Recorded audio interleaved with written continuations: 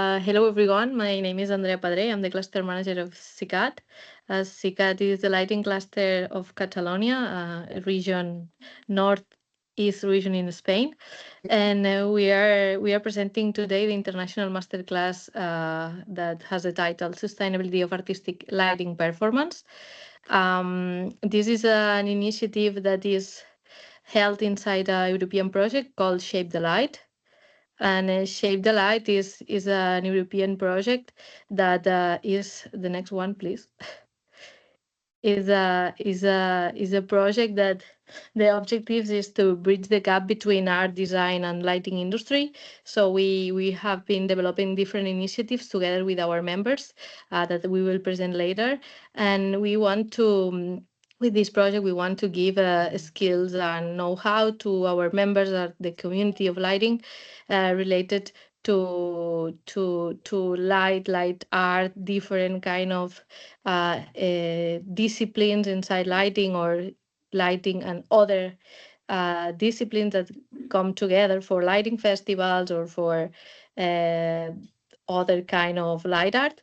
So the idea is to support the talent in lighting industry and also to try to fight against the gender equity in this sector that everyone knows that is uh, more male than female. So this is a project that also fights against this difference, and we want to be more equity. So this project also has a voice for women in lighting, and we worked all together to do this initiative. This is the fourth masterclass that we held in the project. This is managed by us, but the previous three were managed by different clusters that are members of Shade the Light. So you will see here next.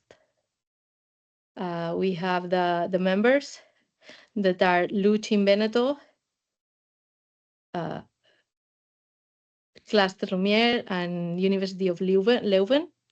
And they are the members, and everyone has performed before this another masterclass that probably some of you have been attended. So please be welcome to this masterclass, and I leave the floor to Africa, that is our colleague from SICA, that we will manage the masterclass. We will present you the different speakers that we have here, that we thank you them very much to be here and share their knowledge related to this topic. And then we will have a joint panel all together, and you will have then make questions to them or ask wherever you want, or what are your initiatives, or if you want to do something together. Also, we are always welcome to any other initiatives that can be done after this project. So thank you very much, and Africa, the floor is yours. Okay, so thank you for the introduction and all you welcome here. As Andrea said, I'm Africa, and today we are here to talk about the sustainability of artistic lighting performances. We approach this masterclass with three different kind of really great professionals. I'm going to be introducing one by one. And the idea is to have really different points of views about light art related on the urban space. Sophia will start. Sophia is researching, a PhD researcher actually on light art, trying to understand what light art means. She has her own studio and works on architectural lighting, on stage lighting, on architainment. I hope I can say it well. After Sophia, Chiara will give another point of view more related to the city and kind of the ecological or ecobiological life that we live on the city. And after Chiara, we'll have a break, and Maurici will share with us specific projects built and being installed in a city, while he shares his way of understanding light art. And at the end, as Andrea said, we're going to have a joint panel with all of them. I'm going to have some questions for all three of them, but you're going to be very welcome to either write on the chat during their presentations or open the mic at that point, and we will finish with kind of an open mic, so any one of you will be able to ask a specific question. So without any more hesitation, I'm gonna leave the screen to Sophia just to start. And I'll be reading so on the chat and helping to organize everything. Thank you, everyone. Thank you, Africa. I will share my screen now. Okay. So we are in the introduction to lighter part. So when Africa and Andrea invited me to do this talk, she told me that we should start from the very beginning. So let me go to the beginning. I think we can go a little bit more to the beginning. Bear with me. Beginning of the beginning. This is a beginning, but we are going to go to this one a little bit later. Okay, this one is another beginning. But let's go a little bit more back in time. I think we're almost there. Okay. So I'm going to start from the very beginning of the relationship between light and human beings. Mainly because there is this feeling that the relationship between light and humans it's quite new, and also we have the feeling that light art is also quite new. So I would like to get back in time, in this case to cave art or rock art, because the actual relationship between humans and light starts from the relationship that we had with the sun. And through history and through the research of different science, we can see that what we are is built in this primal relationship that we have with the sun and with the moon. And that is not something that happened in only one part of the world, it's from different points of the world. And I would like to start my presentation with a concept, and I don't know if you heard about it, which is a concept of homo religiosus. Have you heard about it? You can, I see a few cameras. No? Yes. So up to now, we had the feeling that, and we have the knowledge that human beings started, and human societies started with Homo sapiens and Homo sapiens sapiens. You know, the human that knows and the human that knows that knows. But there is other research, and the research that I like to take in accomplish to speak about light, that is part of the research of Mircea Eliade.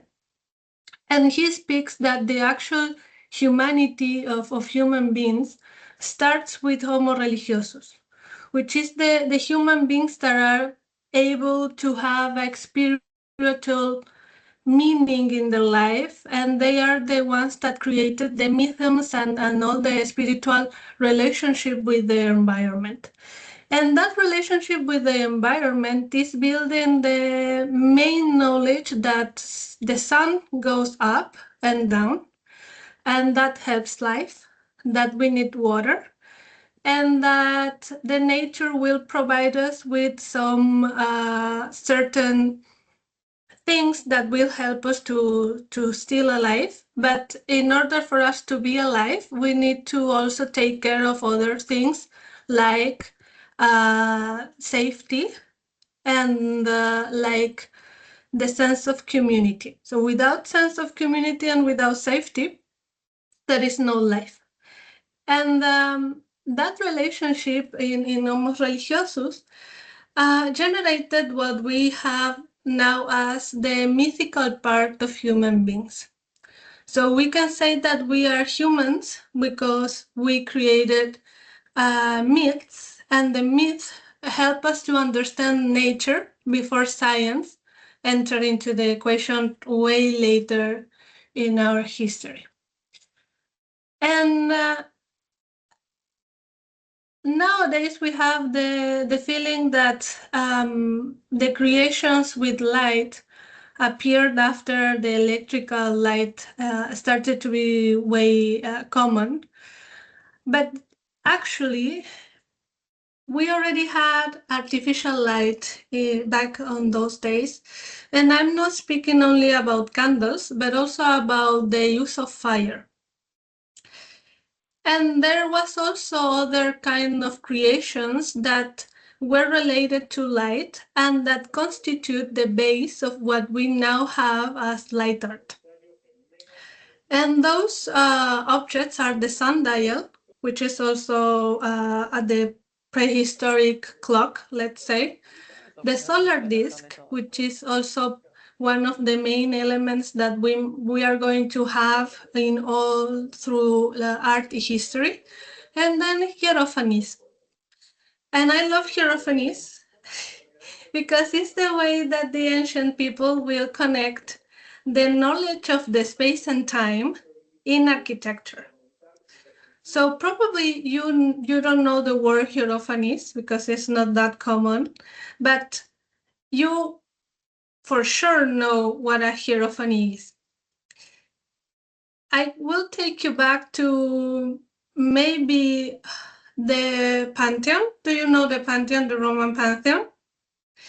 So you know that it has this hole in the middle of the ceiling, and through that hole, sun goes through. And in certain moments of the year, the sun will be in line with certain doors. How come that happened? It is because the architects of the Pantheon had the knowledge of what we now call astroarchaeology, which is the position of the azimuth of the sun related to the certain point.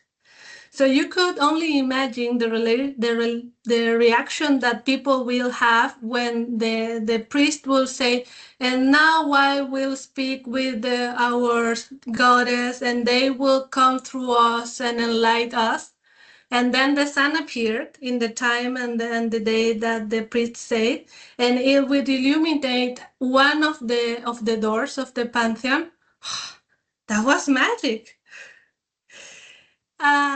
And nowadays, what we do is to recreate hierophanies through our work.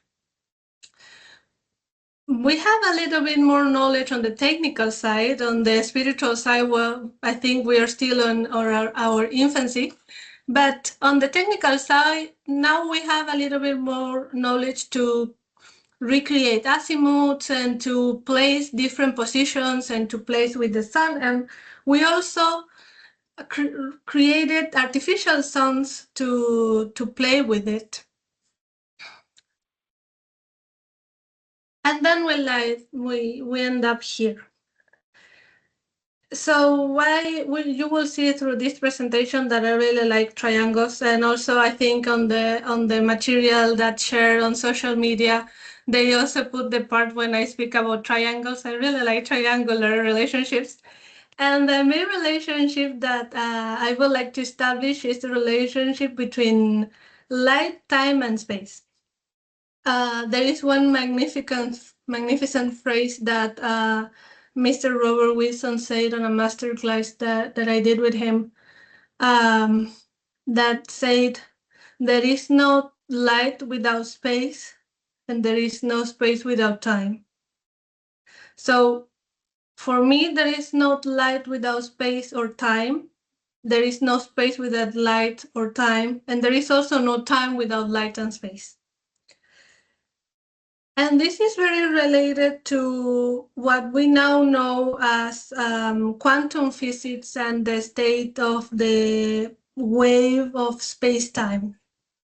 But in the space-time relationship, light is always left behind as a byproduct or some kind of reaction. For me, is everything is together and everything lives in the same situation, and we cannot have any kind of perception of our life without any of the three parameters that we have now. And of the three elements that we have now, we are going to speak about light later. And about space, there is a lot of has been done and said. So I will focus a little bit more on time. And I would like to present you different kind of times that we have. The first one is the metric time.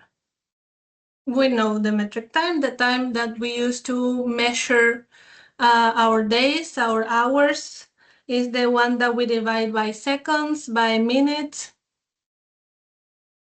It's a convention, we know that. It hasn't existed always. It's a creation of human being. Then we have the phenomenological time. And this one is a little bit trickier because it's the time that of the reactions of the body to certain stimuli. So this will be the time, for example, of having a brightness reaction in our retina. Or this will be the time that will take the heat of a surface to hit our hand. So it is related to our own being and self. It is also related to certain chemical reactions that we have in our bodies.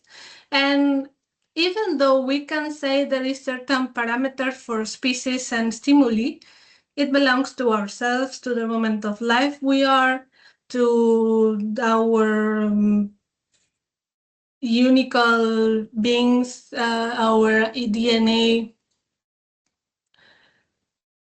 And as Africa said, I'm a theater people.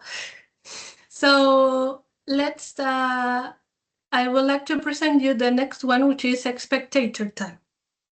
So in phenomenological time and metric time, we were speaking about the time that we have in our daily life. But when we have spectator time, now we have entered into the relationship between a creator and someone that is witnessing the creation.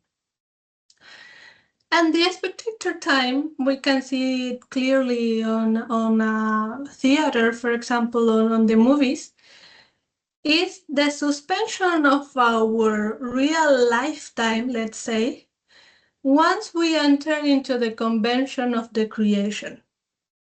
So during those 45 minutes, 2 hours, or the time that it has been taken in a metric way, we will enter into a state when we are open as spectators, or we are not open because we are there by obligation, or because we are not interested of the creation that we are watching.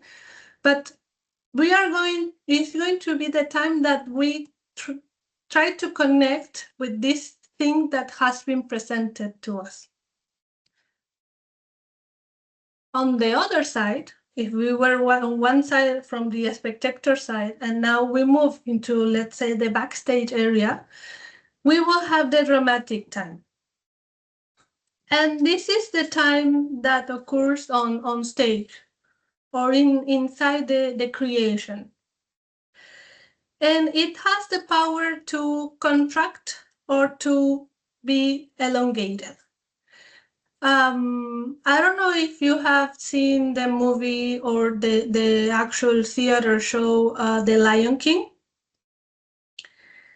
No, if you haven't watched it, or if you haven't seen the show, and if you're close to Madrid, London, or New York, I will, or if you ever are there for any reason, please go and enjoy it because it's magical. But probably you have watched you watched the movie, so you know that the beginning of the movie of The Lion King and also the beginning of the show is not a spoiler. Don't worry. The show starts with the song Cigüeña, And it's the beginning of it's the sunrise of the day that the prince of the Lion King was born. And in the movie and in the show, we have the awakening of all the animals and the rising of the sun in the exact time of the actual song. So it's going to be between 2.5 minutes to 3 minutes.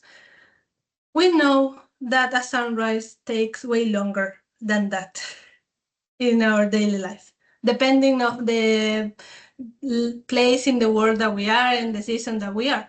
But it usually takes longer than the song. So the dramatic time will be the compression of the sunrise to match or to create a strong relationship with the piece that we are creating. On the other hand, we can have some movies or some shows where the whole movie, the 2.5 hours movie, will go about 5 minutes on 5 metric minutes, but we have 2 hours of those 2 minutes. So the time has been elongated. So we land here. So we have different times and different timelines. And each timeline can have a different shape. I don't know the origin of the people that we have here today, but usually in the West countries, we are going to have the perception of time through a line that goes forward or backward. But the time can also be thought as a circular thing, let's say in cycles. And also can be thought as a spiral that goes either up or down. And in this particular moment, I would like to remind you that we are floating in the middle of nowhere, in a planet that is also in the middle of nowhere. So there is no up and down, right or left, because in order for us to have an up and a down and a right and a left, we will need a point of reference. And when we are thinking about light and when we are thinking about the time, there is no point of reference for us in space. We as human, we create a point of reference, okay? Up or regarding which continent, down regarding which continent, to the sun, out to the sun. I've been reading an amazing book these days that if you want to get trapped in it, I would recommend not to read it, which is the Three-Body Trilogy. So I'm very on point with my physics. So probably I will name it a little bit more today, but the shape of time can vary and we can play with it as creators. Which led us to this versus that we have here, which is observation versus contemplation. It is not actually a versus, it's more like, okay, we know what observation is. Now we need to establish what contemplation is, because that helps us to be in a different place and time when we are related to light. So when we are observing, what we are trying to do is very related to science or then the knowledge that we have of science, which is that we are going to try to isolate something from its surrounding, and we are going to analyze and only focus on that something isolated for everything that is around it. But when we are in a contemplative state, everything is living at the same time. So the light and the space and the time are there, and we are also there inside and outside it. It's a very let's say, a spiritual kind of way, but it's also the thing that allows us in our eye system, in our visual system, to be aware of our surroundings. So when we are contemplating, we are aware of everything that is happening at the same time. And even though the people that has more training, they are able to actually catch the different timelines happening at the same time. And that led us to light art. Because the people that is creating contemplative moments are usually light artists in the latest creations, and in the creations that we're going to see today. So let's go back a little bit behind. So we have light as the main material that we are going to discuss today. We have space and time. And we now know that there is no space without time or light. There is no light without space and time. And there is also no time without space and light. And I told you that I like triangles already. So the next one is going to be a triangle. And this is going to be the definition that I would like to present today about what light art is. So light art, it is an autonomous artistic discipline where the light is the main material of creation. The light is the language that we are going to use to create. And light is also the message that we are going to develop. I will say it again. So light art is a discipline where light is the material, light is the language, and light is also the message. And it's very important to understand that it's an autonomous artistic discipline by itself. It's the same as the cinema as its own artistic discipline. It's the same as the sculpture or watercolors, which means that it will have their own rules and their own techniques and their own ways of creating that can develop, and they will develop through time, as all the artistic disciplines, but that also distinguished what light art is and what light art isn't. And for me, not all the artistic pieces that use light will be a light art piece.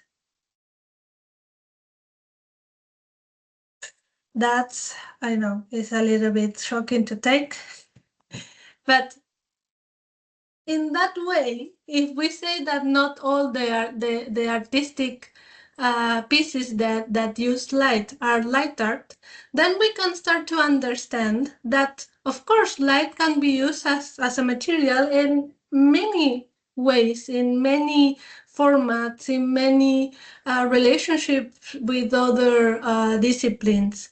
There is a lot of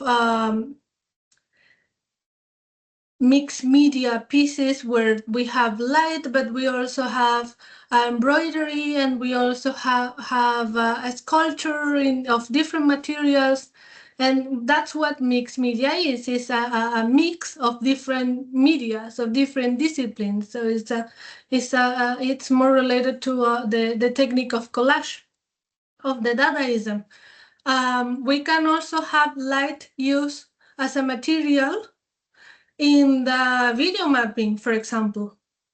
But the difference between light art and video mapping is, in video mapping, we have light as a source, but the language and the message is related to the content of the video mapping.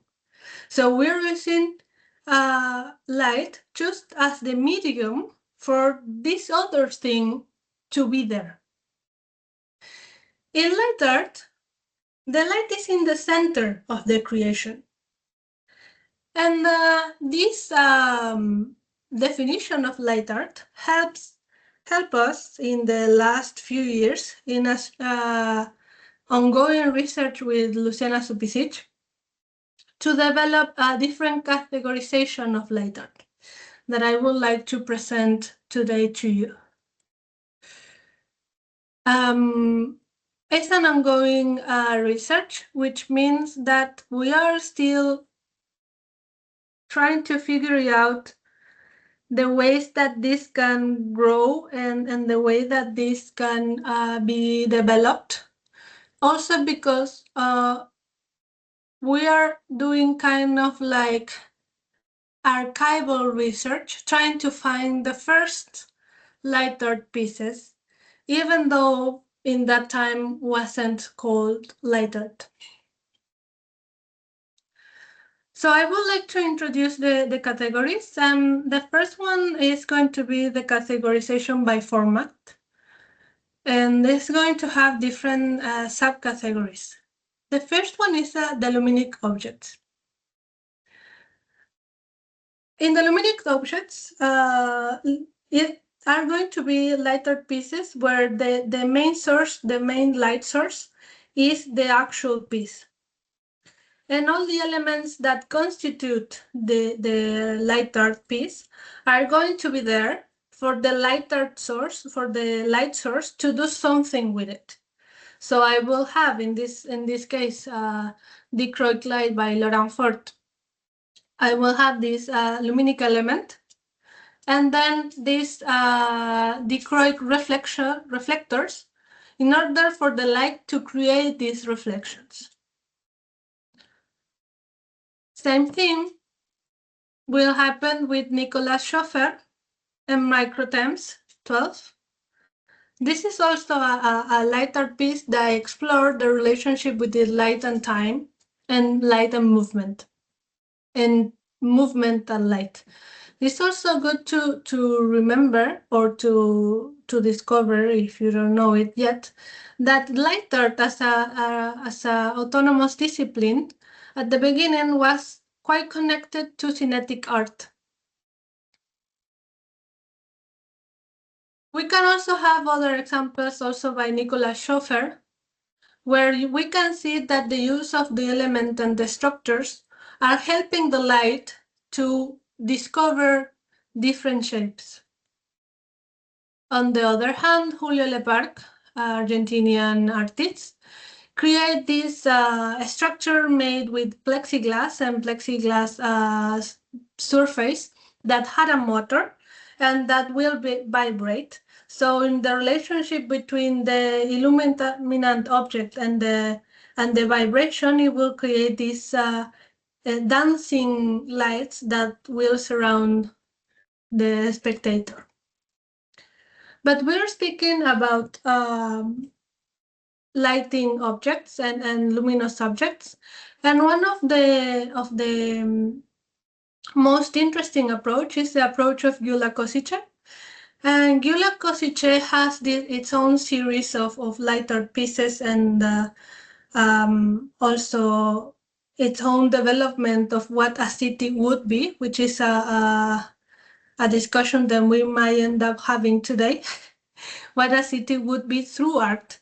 And he will develop the concept of the hydrospatial city. And the hydrospatial city, he will go very deep into the relationship between light, water, and the space. Other piece of Gyula Kosice. And with this piece of Florian Oar, sorry, I butchered the last name, not yet titled, we will enter into the discussion of what a fictional light is and what a real light is. So here, even though we are watching a picture, we cannot distinguish what the actual light is there and what's the painting that is behind it, creating another surface of light. And of course, if we are speaking about luminic objects, we are going to have to name Dan Flavin. And this is one of the many pieces where he explored the actual element and the luminic element as a art piece, and the relationship with the space and the color. And most people think that this is the first light artist that there is in history. But we discovered that there is a few artists before, but today I'm only going to name Atsuko Tanaka. Atsuko Tanaka in the 1959 created Electric Dress. It was a it was a lighter piece, but it was also a performance. And she would wear this dress. You can imagine the heat that it will carry, all the light bulbs turned on. It is a sculpture, it's a piece that is built by different light sources. We have tubes, we have neon, we also have some tungsten bulbs. And she created this piece as to react to the end of the Second World War and the opening of Japan to the world. So it was related also to this new light of the world. So we have spoken up to now about luminic objects. Now we're going to go into large installations, and in this category, you will see some of the light art pieces that we usually recognize as light art pieces. And why large installation has, in quotation, immersive installations. And this is an ongoing topic that we are researching right now with Luciana Supisic. Because at the beginning, we created two categories, large installations and then immersive installation. And large installation is related to the human scale. So it's large because compared to the human scale, we are small in relationship to the piece. And then we will have immersive installation as these rooms where we enter. And lately, we rediscovered the fact that everything is immersive. Our house is immersive because we're immersed in it. Our reality is immersive. So it didn't make any sense to have a difference between immersive installations and large installation, because the fact that it was large would make it immersive for the people to be in it. And I would like to start with this very known piece from Bruce Munro, Field of Light. 5 minutes, okay. So in this piece, and the piece, we will see a field cover of these light bulbs that are actually fiber optics. So we can see, because of the size of the tree, that we are very small compared to it. And this is the part that we see, okay, this is immersive. This a Mokoko piece from Architects of Air. We get into it. And here the difference between an architectural design or other kind of spatial design is the fact that the shape of the installation is related to what we want the light to do. So it's not like we put light there because we have the space and we want the space to do something. It's the other way around. I want the light to do something, so I create a space for the light to be contained in it. And because we have 5 minutes, I will go a little bit quicker in it. So we will move to the next one, and interactive installations. And in interactive installations, it's another hot topic for us right now, because what is actually interactive?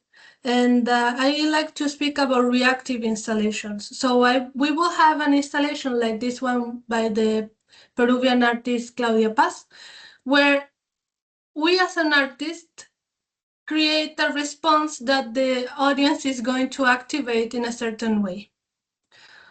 Also here in the supernature, the closeness of the hand will create a reaction of the light that I already, as an artist, pre-programmed.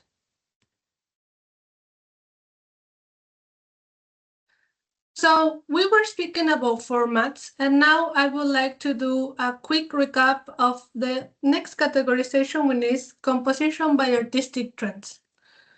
So we will have only two categories here. light baroque, and the main artist for us right now is Adelandea. We can see in this piece that we have many stimuli. We have the linear light, we have the shadow, we have the true shadows that are there somewhere, we have the texture, we have the vagues. Our eyes are immersed in a world where everything is happening at the same time. We have a lot of stimuli, but somehow it created its own world with a rule that it seems to have any kind of rule.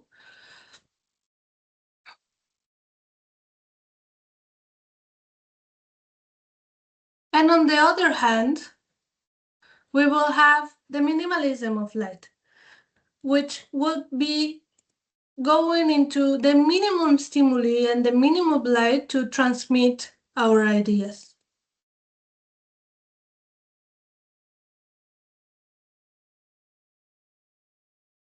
And now we are entering into the end, the last two categories. The first one will be phenomenological pieces, which are pieces that explore the phenomenon of light. And you know the phenomenon of light are reflection, refraction, absorption, the physical phenomenon of light. So here, the point of the artistic research is heading to this phenomenon. What is happening here? How can I control the light to go there? This is an amazing piece by Laura Baldosera. I don't know if you know it. I invite you to research her, where we can have the study of the shadow inside the shadow inside the shadow. So it doesn't mean that to be light art, it doesn't need to be technically complex, but it really needs to actually work with the light and to research the light and what the light can do.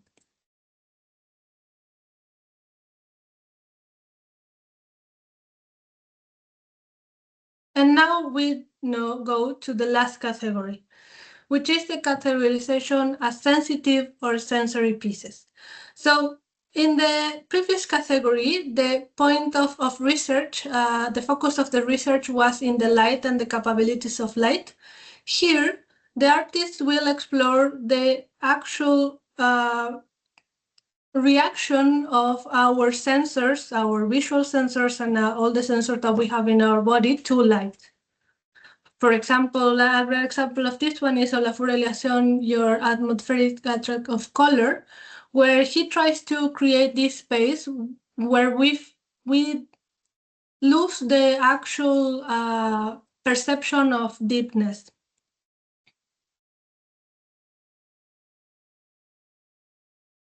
Another great artist of this category is the Venezuelan Carlos Cruzies, with this piece that was last year in Madrid. If you had the time to go, it was amazing.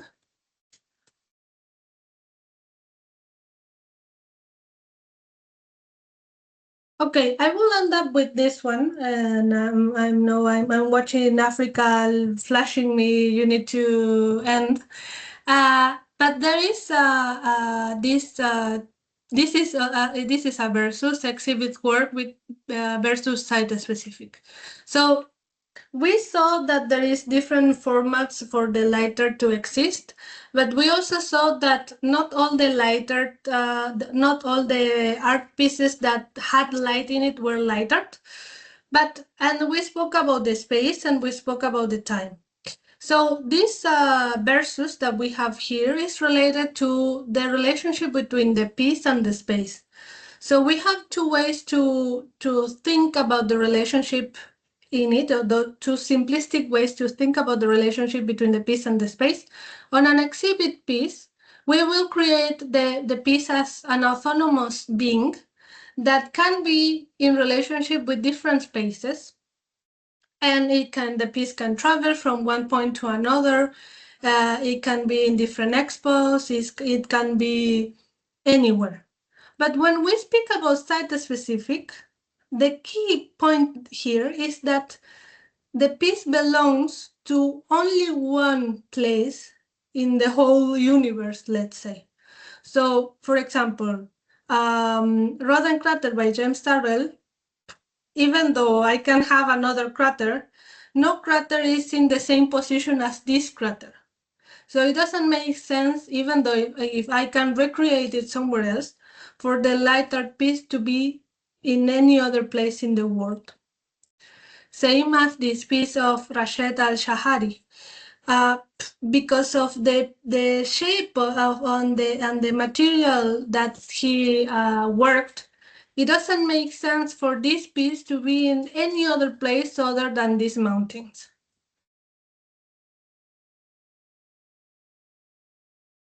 So yeah, I'm reached the end. Thank you so much, and thank you, Africa, for the reminder, and sorry for the rush of the last categories. But I think my purpose was to introduce you to light art, because we are going to speak now with Chiara about a different and related topic. So I wanted to open the discussion about what light art is, and just remind you, not all the art pieces that are made with light are light art, but for sure, light art is the way for us to discover the profound meaning of light. Thank you. Yeah, thank you for sharing with us your ongoing research. I think it's very inspiring to understand kind of the ongoing process about all this classification, and even question ourselves what art in general could be, and then going more specifically what light art is. Sometimes we don't take the time to think about what is art or what it doesn't mean, and having this kind of lecture is like giving the space and the moment to just rethink what we sometimes take for granted. So I would like to thank you and just give now the floor to Chiara. Chiara is the founder and principal on Noctuna. I'm not sure if I pronounced it right. Has 20 years of experience and spans diverse projects and awards, including the inaugural Wildlife Night Watch Award by Dark Sky. Her international work, from guidelines to light design, supports wildlife and biodiversity, and while fostering community impact and nighttime economy, is a close collaboration with scientists and experts. Alongside her practice, Chiara teaches and advocates for responsible design after dark. I think one of the things that inspired me most about Chiara is, like, on our conversation, she was like, I don't agree with dark sky, and having the option or the possibility to just talk about it properly and discuss things that's as well with what we take about with Sophia that we take for granted. It's really inspiring, and it's gonna give us kind of a broad and conversation in just a few minutes. So if it's okay with you, I just leave you the floor, and in 30 minutes I'm gonna say hi again, so we can keep more or less the timing. Awesome. So yeah, let's see if we can disrupt a few things more today and challenge some biases. I think that we all need a little break, just change scenario. So I'm going to invite you to play a little game, and also I'm going to ask Africa's help in a minute. So what I would like you to do is to play with me. You're going to see some images, and per each of them, you're going to have to tell me by raising your hands, like if you wanted to talk, if that image represents a good example, so a hero, and therefore you raise hands for hero, or a villain. Okay, so let's start with the simplest one, that is this. So I would like to ask everyone who believes that this is a good example, so a hero, to raise their hands. Who believes this is a hero? Do we have any hands raised? You have a button on the top of the Teams. There is where your hand drawn. So you click in there, and then we can have the countdown at how many people believe that this is a hero. It could also be that no one believes it's a hero. So let's see how many hands for villain. No hands either. I can't see no. Okay, good. Now. That's They're gonna be coming. the Okay. Now just give it up. Okay, that's good. Yeah, but this was like the exercise. We start with this. That was easy. It's obviously a villain, not only because if that's a bedroom, we cannot sleep, but for so many other reasons. And now, hands raised for hero for this example. How many heroes? Anyone believe this one is a hero example? 1, One, I can only see one, Africa. two, yeah, only two. Okay. And how many for villain? Now take it down if you don't think it's a villain, and up. Now we have 5. A few villain. But that's good. So the reason why I consider this a villain is that this one is a courtyard, and in theory there should be some kids playing, but it's so pitch black that it can feel frightening. So how about this one? Hero. How many hands for hero? Can't see any hands. No one thinks is a hero. I made 2 easy examples. So easy example. Huh? We got 3 Well, heroes. Villain. That was easy as well. And well, I guess you know the reasons. Okay, last example. This is complicated. I have also to say before you vote that the luminaires are shielded. There is no light going up despite the bad picture. So is this a hero or a villain? How many hands for hero?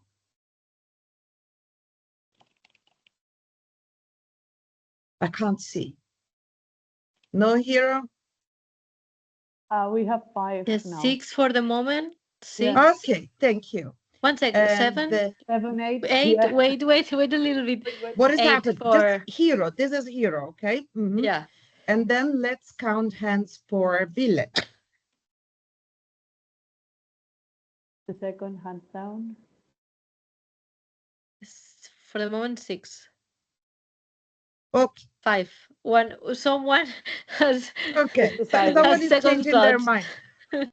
Is actually a villain as well, and I'm going to tell you why in a minute. The reason is that the lady can see her head, but everyone can see her. She cannot actually see if there is any potential aggressor, and also she can't see very well where is the entrance or the nearest exit. So light sometimes is also related to accessibility and feeling of safety and security and so many other things. As Africa said earlier, up to a few years ago, I was just a normal lighting designer like any other, and I was collaborating with architects and engineers, obviously, but also environmental psychologists, road and water managers, artists, police and social workers, but also teachers and students. And this was my routine, more or less, up to 2017, when I started collaborating with the city of Eskilstuna in Sweden. Now, close by, there is a national park, and the city is surrounded by water. And this was my turning point, a beaver. Well, beavers are protected as mammals, but they damage trees, and as a consequence, two protected species of birds who nest in Eskilstuna. And so, who should we safeguard, beavers or trees and birds? With this question in mind, we consulted a group of experts who taught us that even if beavers are active during the day, they are light adverse. With the expert advice, we decided to light the path, but also the base of the trees, as an attempt to drive the beavers away at night toward the nearest nature reserve. It was a very difficult choice, a compromise for sure. Like many of you, I've always been familiar with the importance of dark skies and the reason to mitigate light pollution. But I did not know that beyond and often below the skies that we tend to protect lies a deeper challenge, understanding and respecting the environment as a complex ecosystem. In fact, artificial light at night is far more than a visual or scientific concern. It is a pervasive environmental stressor. Current regulations focus on limiting light spill into the sky, but overlook its impact on wildlife. So whether in the heart of a city or in a rural landscape, Ecosystems are defined by the complex interplay of multiple species and their physical environment, all relying on a delicate balance of light and dark. This is why we should distinguish astronomical light pollution, which obscures the view of the night sky, from ecological light pollution, which alters natural light regimes in terrestrial and aquatic ecosystems. All living beings are affected by sky glow, overlighting, light trespass, and other issues, not necessarily connected to astronomical light pollution. Some of the consequences are well known, like deaths of migratory birds, survival risk for sea turtles and pollinators, but the more subtle influences on species behavior can have cascading effects on population and ecosystems.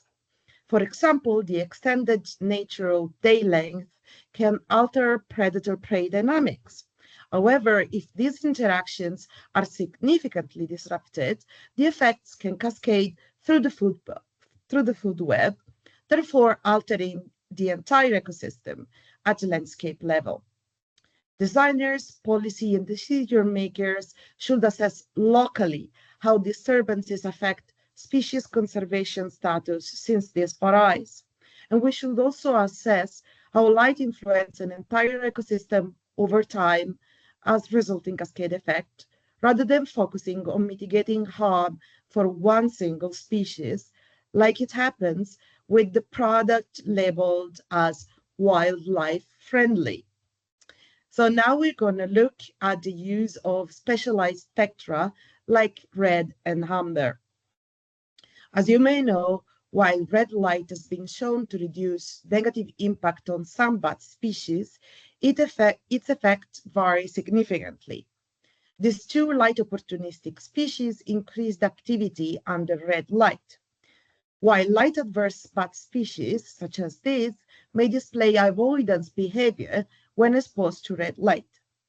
While these responses may depend also on context, the large variability in the response of bats to red light raises concern about potential ecological traps, for example, shift in species, favoring some bats while increasing the vulnerability of others, even to predators. Furthermore, even if animals can't see it very well, they can still detect red light. For example, red light can disrupt the magnetic orientation of migratory birds, leading to disorientation and behaviors such as circling around the light source, which may increase the risk of collisions. Both amber and red light induce photoperiodic responses, earlier tree flowering or delayed flowering in some cases. So you see how the use of these radiations after daylight hours may bother plants. That's even worse for underwater plants and life. Even if amber is often considered insect-friendly, air quotes, it's found to be the most attractive for some group of bioluminescent insects, especially disrupting firefly courtship more than blue or red light. As I was saying, using specialized spectra could lead to lower survival rates among the very species that amber or red lighting was intended to safeguard. Therefore, I would like to point out that there is no silver bullet spectrum that will perfectly provide nighttime visual safety for humans while avoiding impacts on other species. Spectral tuning could be used in concert with other mitigation measures, but is just one of the mitigation measures that we should consider. I can just hope that you will also stop using the word friendly, except for pets. By recognizing the limits of current policies and practices, we can better safeguard biodiversity while meeting human needs after dark. This calls for context-based planning, guided by adaptive management strategies. Even if you're not a designer, you could advocate for environmental impact assessment and ask for help involving specialists. Instead, If you are involved in planning, consider that design is an iterative process, and receiving feedback at different stages is of great help. The earlier we rely on feedback, the easier it will be to achieve the project goals. Collaboration can also help for policy making to achieve short and long-term plans. For example, we could apply some temporary interventions, like dimming or switching off lights during migration or nesting seasons.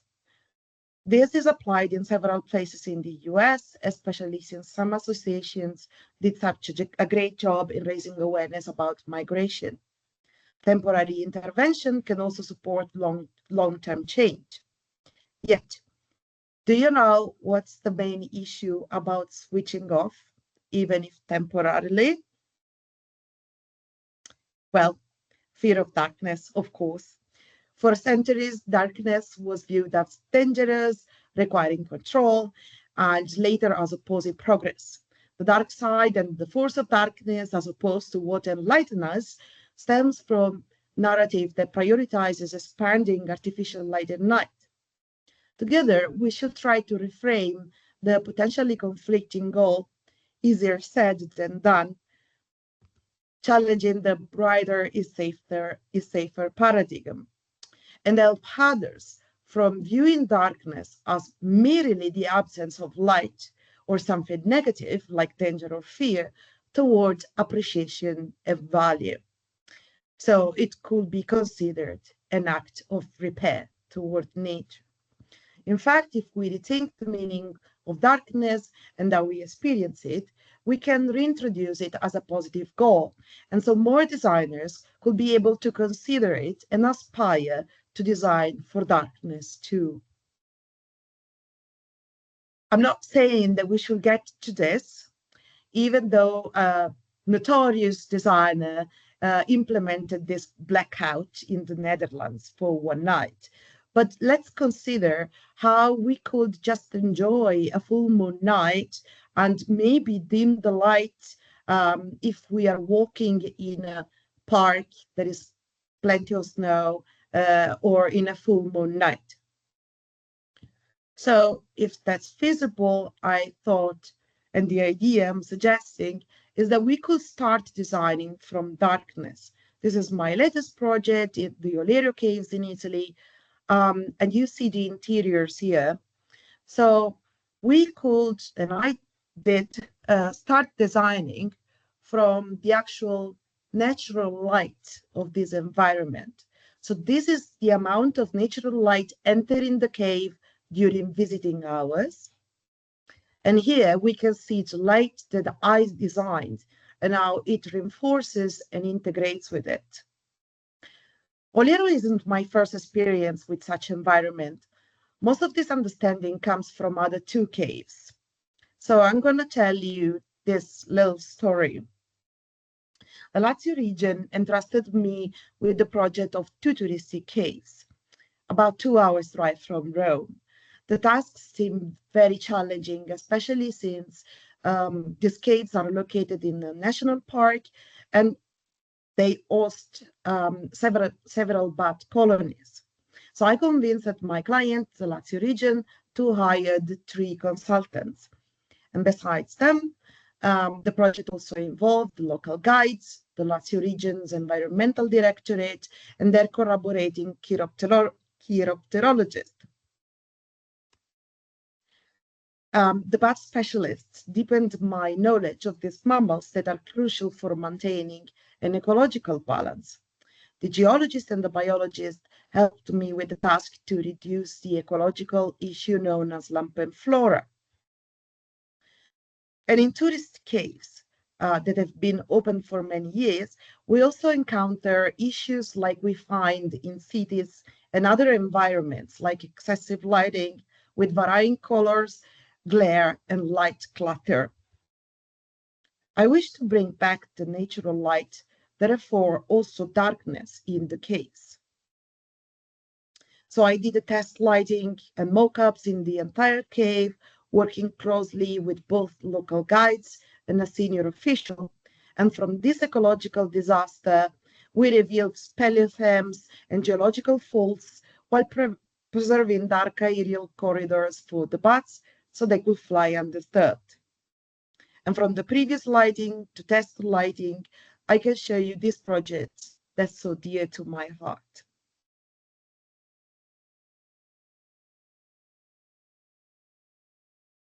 We can collaborate with local managers and scientists to ensure the ecological integrity of the site, where natural and cultural values can coexist. We can definitely design lighting to allow people to adapt to darkness before visiting. We can take into account those who are visually challenged, making the path safe for them. And at the same time, we can respect geological formation and leave dark aerial corridors for the bats.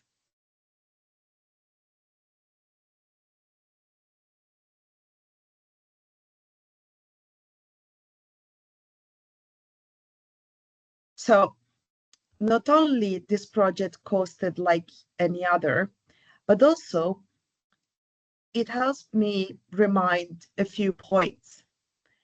While the cost of energy and the carbon footprint of a project can be identified, the cost of lack of design or indiscriminate lighting are not so well known. In particular, many people are not aware of the environmental damage that our assumptions, our actions, and our designs can cause, especially when lighting is simply adapted or copy-pasted from one place to another. Collaboration helped me reduce project's time, cost, and damage to the environment. It helped me achieve easily the project goal, and those are usually less impact, greater understanding, more beauty, with a broader ecosystem sensitive perspective. A very important result was that people could feel comfortable in this dark designed cave. But that also happens in fancy candle-lit restaurants in the city center, right? So instead of this, we tested some different atmospheres at a restaurant by the sea. And most of the people appreciated the coziest atmosphere. So maybe we can also have darker seaside as well as dim paths close to them. And why do we need this? Why do we care? Well, for them, safeguarding caretta caretta. Aren't they cute? As you may know, many of their nesting sites are under threat, especially from tourism development. Some local associations and marine biology institutions collaborate to safeguard them, but it's never enough against people's egoism. 3 years ago, a biologist and I had an argument about caretta caretta's perception of monochromatic red light. Then we read several papers and made a few experiments, so we realized that if we use this monochromatic light working with them, it's just because red doesn't bleach the photopigment we depend upon for our night vision. So you remember what we discussed earlier. There is no such a thing as turtle-friendly lighting, nor a spectrum that will provide nighttime visual safety for us, while avoiding impact on other species. Long story short, that conversation with the biologist led me to collaborate with the EU-funded project Life 21 Turtle Nest. We are developing 2 pilot projects for mitigating ecological light pollution with the goal of reducing damage towards caretta, obviously. And then we decided not to use any special spectrum, but improving the color rendering to make people feel safer and see better wherever they were going, in this case, a path along the seaside. And this solution proved to be cheaper and well appreciated by the public. We also implemented an awareness campaign, fundamental to communicate with the public. These posters are now displayed along the coast, raising awareness of the reasons why we are reducing light levels. And with these beautiful illustrations that I did with my illustrator and collaborator, Andrea Paraggio, we hope that more people will sympathize and enjoy the seaside, also closer to its natural darkness. Following this endeavor, the municipality decided to forbid lighting on regular nesting sites and put in place a comprehensive policy for reducing light pollution. Since other municipalities wanted to adopt this model, Legambiente, an Italian association leading the Turtle Nest project, asked me to develop guidelines for public and private lighting. These guidelines provide practical tools to mitigate light pollution along coastal areas, targeting local government and beach resort operators in particular. These guidelines will soon be translated to English and Spanish, so I hope I will be able to share the link for downloading the translated version soon. Meanwhile, if you like to explore more, you can download the guidelines in Italian from here. Now you see, I'm still a lighting designer, but I also strive to collaborate at all levels, from volunteering on field to research with the overarching goal to reduce harm. A collaborative approach for advocates, researchers, and designers may seem complex, but it brings lasting rewards and real impact. Here are some practical considerations. Real change comes from crossing boundaries together. Collaborative efforts ensure that impact of artificial light and light is assessed from multiple perspectives, leading to more robust and adaptive strategies. Let's try to advocate for decisions made on solid local data, species, habitats, cultural ties. Evidence builds trust and better outcomes. I hope you can help me support flexible, adaptive processes, monitoring, learning, and adjusting over time as ecosystems respond. Please consider that nature does not work in silos. Light and light is never just about light. It ripples through species, habitats, and places. So let's try to turn limits into strengths. How? By working together. No one discipline holds all the answers. Our strength lies in different eyes, voices, and hands working as one.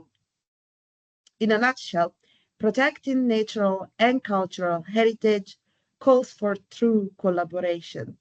Together, we can foster coexistence between people and nature, even after dark. If you'd like to get in touch, you can take a picture of this QR code. And for now, I thank you very much.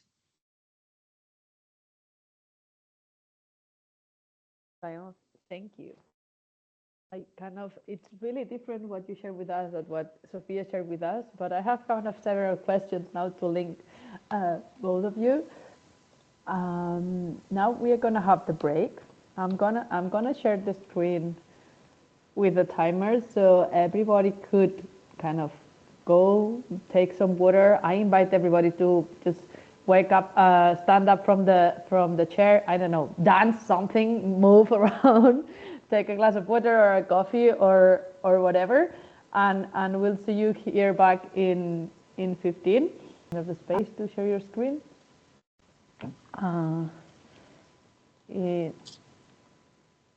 Well, I got kind of here. Can you see?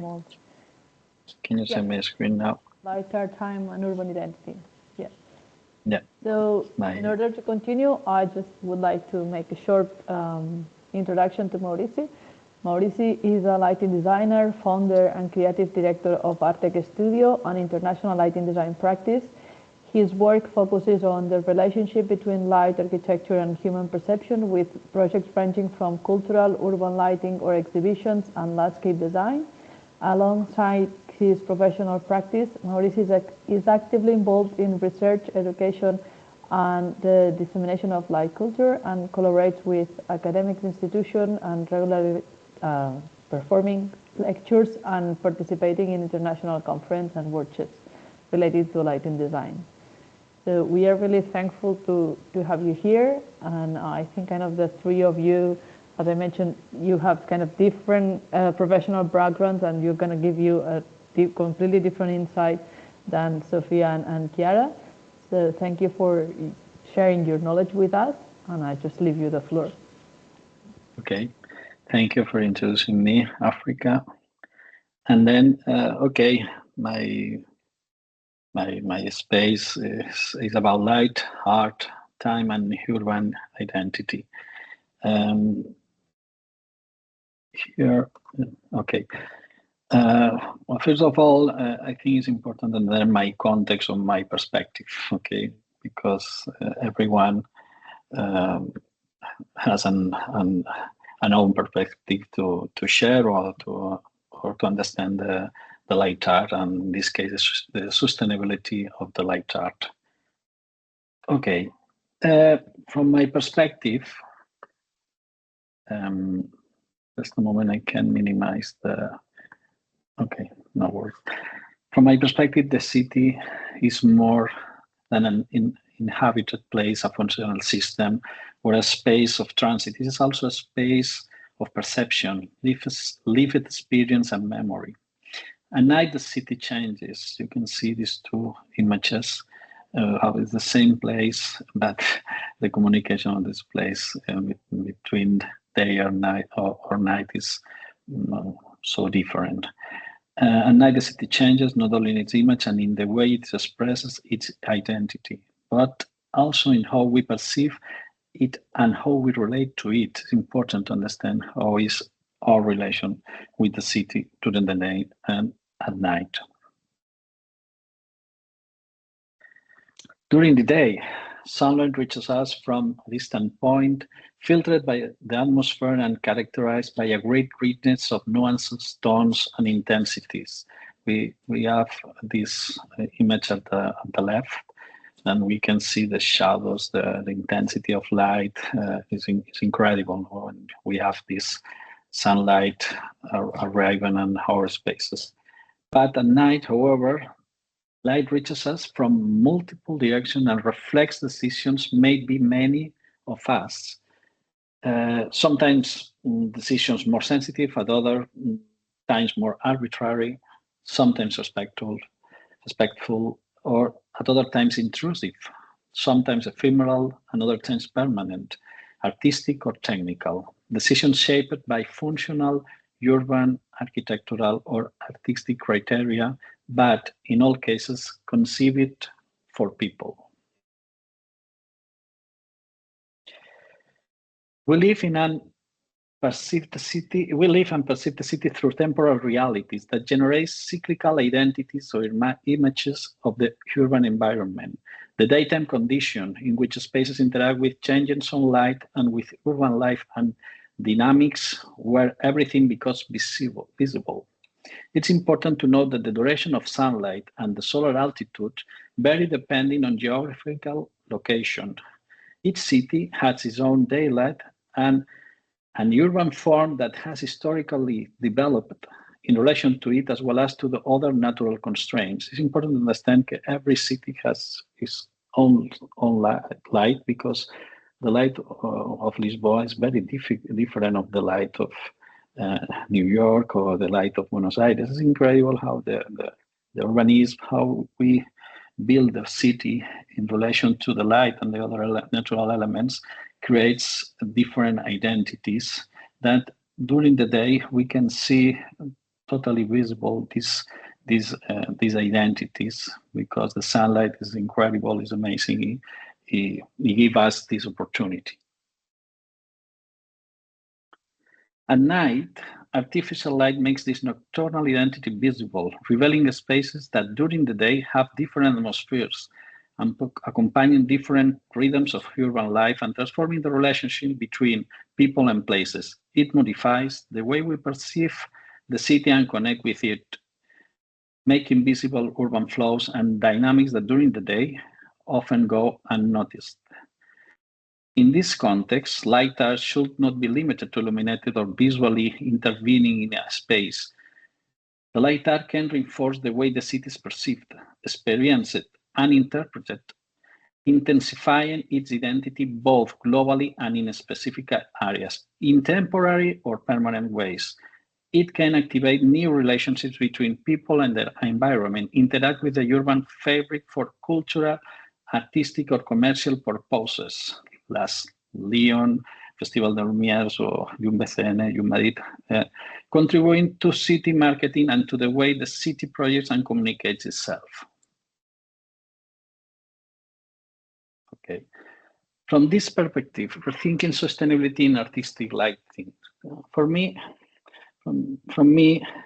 I believe that sustainability in artistic lighting should not be understood in the centers of the cities only as a matter of reduction or of protecting the natural environment. If we consider the city as the place where people live, not the only one, but certainly one of the most important, in my way, the city and the natural environment require differentiated approaches to the protection of darkness, as is already reflected in regulations in Spain and in other countries that are increasingly sensitive to this issue.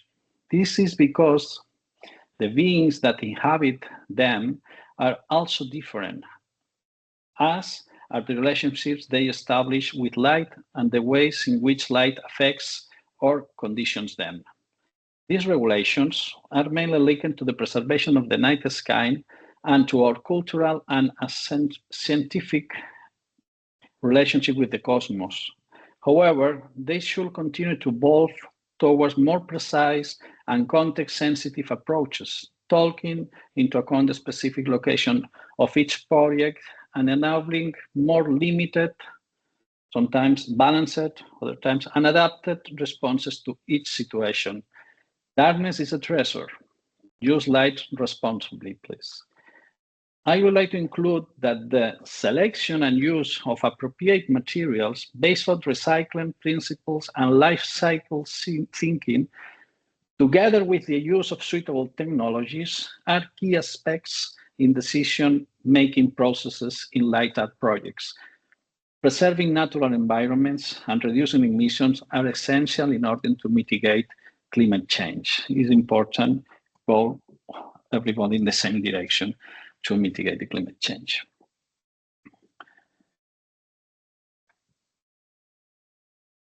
Sustainability in artistic lighting in the city should also be understood as a way of working with greater meaning, precision, engagement, and awareness of place and time of use, from a perspective in which people can feel identified, connected, safer, and able to enjoy the city, both in temporary and permanent situations, within that nocturnal space-time in which we often dedicate ourselves to social interaction and to relating to the city from a pedestrian perspective. This is important because from the pedestrian perspective, we have another velocity. We walk, and then it's very different when you understand the city when you walk or when you are in your car. It's an important point of view. In cities such as Barcelona, we do not always choose the shortest road, but rather the one that offers greater added values, safety, comfort, stimulation, and a richer way of perceiving and relating to the city. Permanent urban light art is not easy to implement in cities due to its maintenance cost and to the fact that in many cases, there is no specific area within public administrations responsible for its development and management. For this reason, it tends to appear in temporary formats through festivals or during the Christmas period, when festive lighting contributes to activating the urban environment at the time of year with reduced daylight in countries of the northern hemisphere, because this situation of Christmas lights in the south hemisphere is a little bit different because they are in summer season. We are in another moment, totally different. I would like to share with you different projects from by Artec Studio. In this case, ephemeral installations. We have Yumi Links, Aigua de Nadal, Cor de la Ciutat. All these installations have been done have been made in Barcelona. Yumi Links. Yumi Links is a temporary light installation that was designed to guide attendance of Light Art Festival BCN in Barcelona from 2015 to 2018 through the narrow streets of Barcelona Old Town. Curtains of fine metal chains, color-coded silver, red, and gold, hung from the street lamps, creating movement veils of light and texture that enticed the public and identified the three festival walking routes. We had three different routes that we were defined: red, gold, and silver. And we choose to work with metallic exchange in order to use the existing light source. This is very sustainable, okay, when you use the existing source.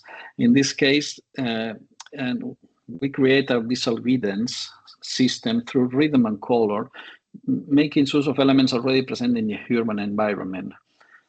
This is a low-budget solution and sustainable strategy that allows us to communicate a clear message to festival visitors through a minimal and easily reversible intervention. You can see different images, how people interact with this guide in these different roads or different streets of the old town in Barcelona city. It's incredible. The effect, it was amazing, only with chains and the luminance of the chains with different colors. You understood very well the path that you had to follow to arrive at the different installations that you can admire the different light artists. Here, we could not exceed the equivalent weight of 2 pigeons resting on each existing luminaire, which was the maximum load considered acceptable by the maintenance teams. This constraint led to the work with extremely lightweight elements such as small aluminum chains capable of creating a clear visual signal without compromising the existing infrastructure. We define an additional allowable load of approximately 700 grams per luminaire, equivalent to the weight of two pigeons. This was invited by me, but it worked. And then, okay, the chains themselves generated moving shadows effects of the pavement, reinforced the dynamic perception of the route, and adding an additional layer of expression through the interaction between light, material, and wind. Okay, maybe it's important to see this video to understand.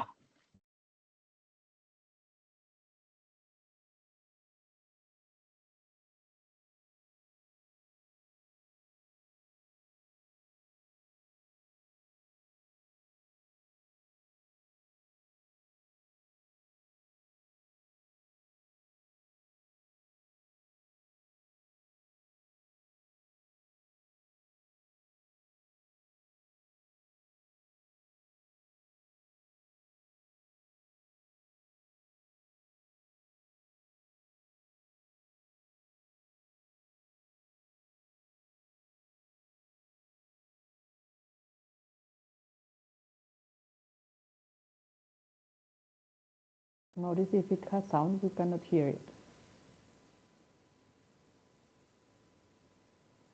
I'm not sure if it's on the image or the video has some sound. Okay. Then this project Lumzilix we share with Michele Mezzavilla. It was a contest organized by APDI, Asociación Profesional de Diseñadores de Iluminación, and we won this contest together. Then another project, Aigua de Nadal.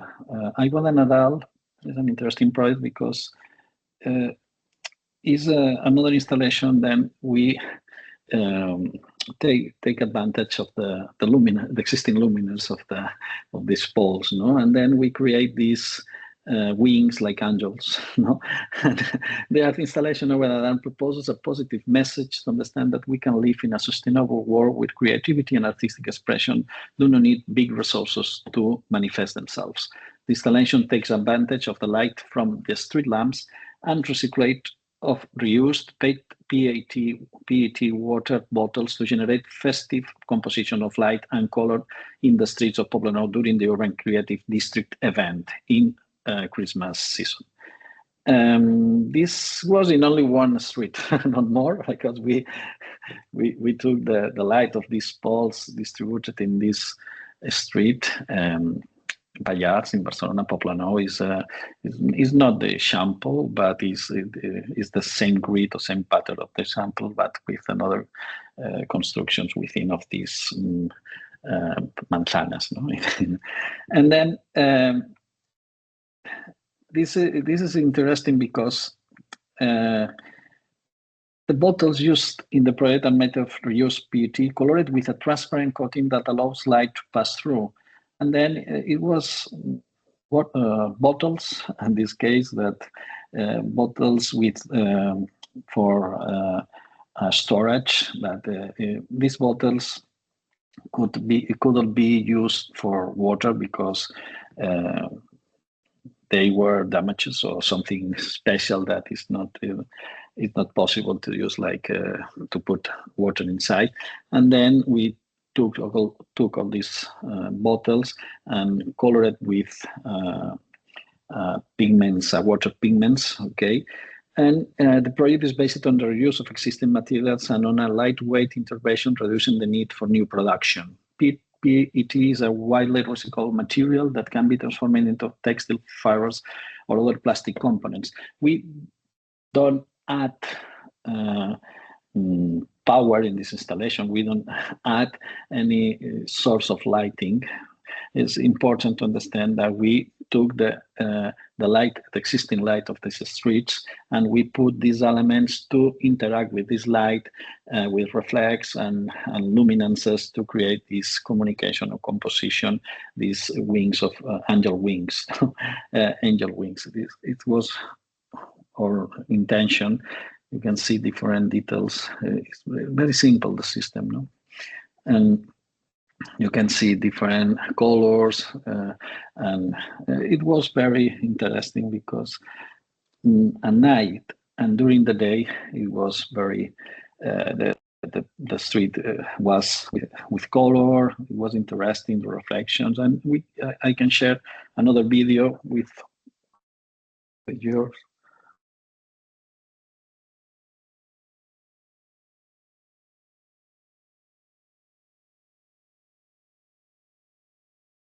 All was handmade.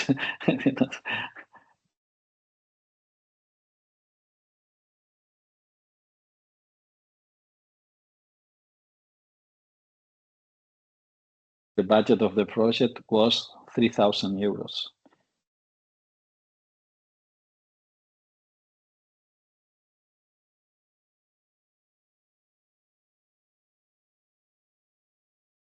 The Urban District Association gave us the place for. From my perspective, just a moment, I can minimize the. Okay, no worries.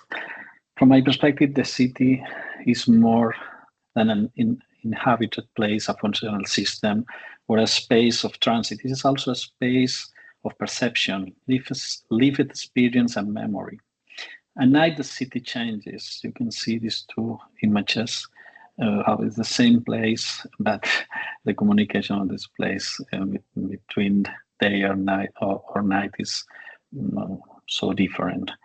At night, the city changes not only in its image and in the way it expresses its identity, but also in how we perceive it and how we relate to it. It's important to understand how is our relation with the city during the day and at night.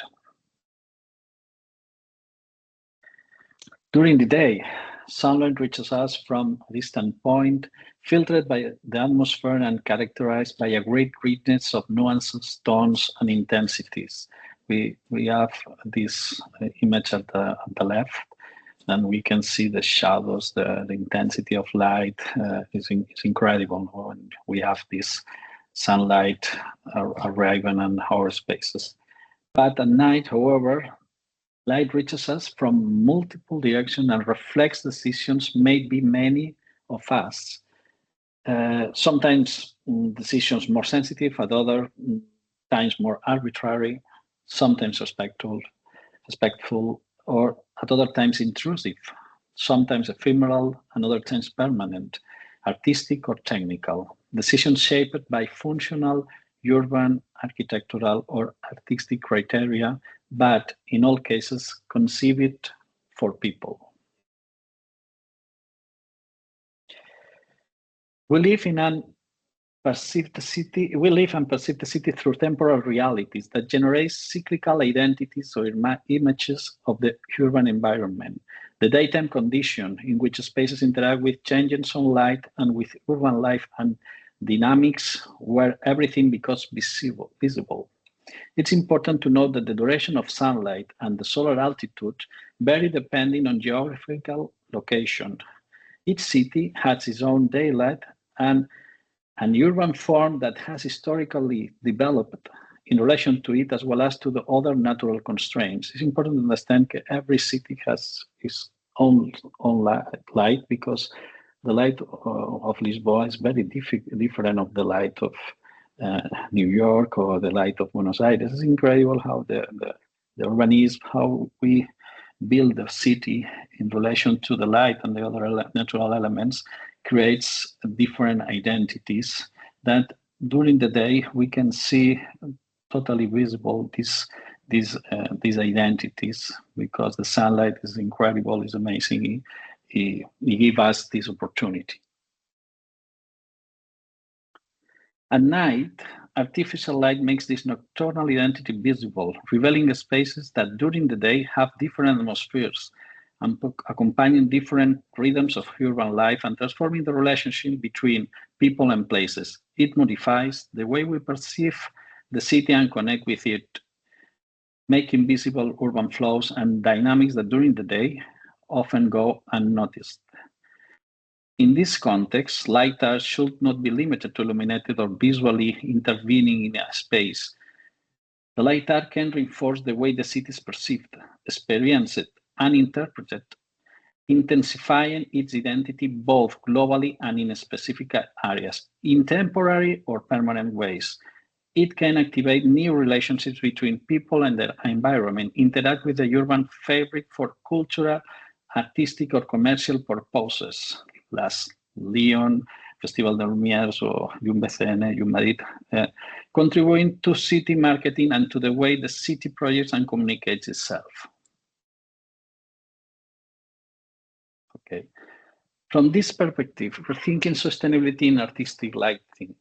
For me, from me, I believe that sustainability in artistic lighting should not be understood in the centers of the cities only as a matter of reduction or of protecting the natural environment.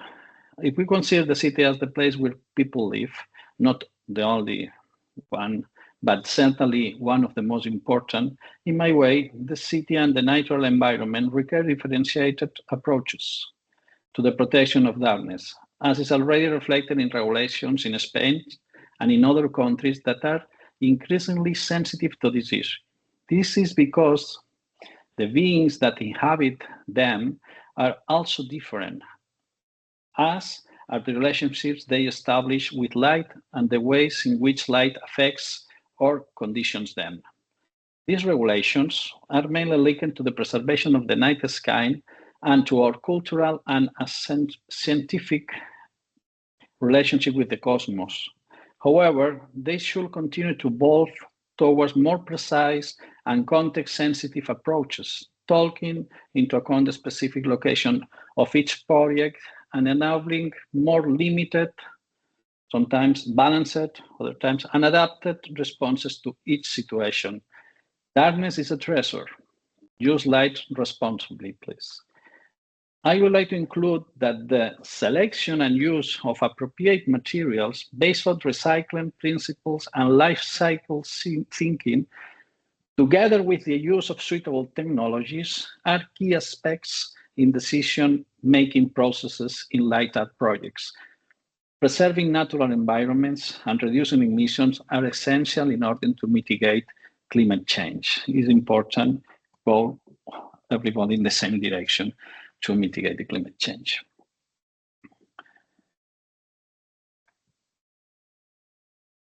Sustainability in artistic lighting in the city should also be understood as a way of working with greater meaning, precision, engagement, and awareness of place and time of use, from a perspective in which people can feel identified, connected, safer, and able to enjoy the city, both in temporary and permanent situations, within that nocturnal space-time in which we often dedicate ourselves to social interaction and to relating to the city from a pedestrian perspective. This is important because from the pedestrian perspective, we have another velocity. We walk, and then it's very different when you understand the city when you walk or when you are in your car. It's an important point of view. In cities such as Barcelona, we do not always choose the shortest road, but rather the one that offers greater added values, safety, comfort, stimulation, and a richer way of perceiving and relating to the city. Permanent urban light art is not easy to implement in cities due to its maintenance cost and to the fact that in many cases, there is no specific area within public administrations responsible for its development and management.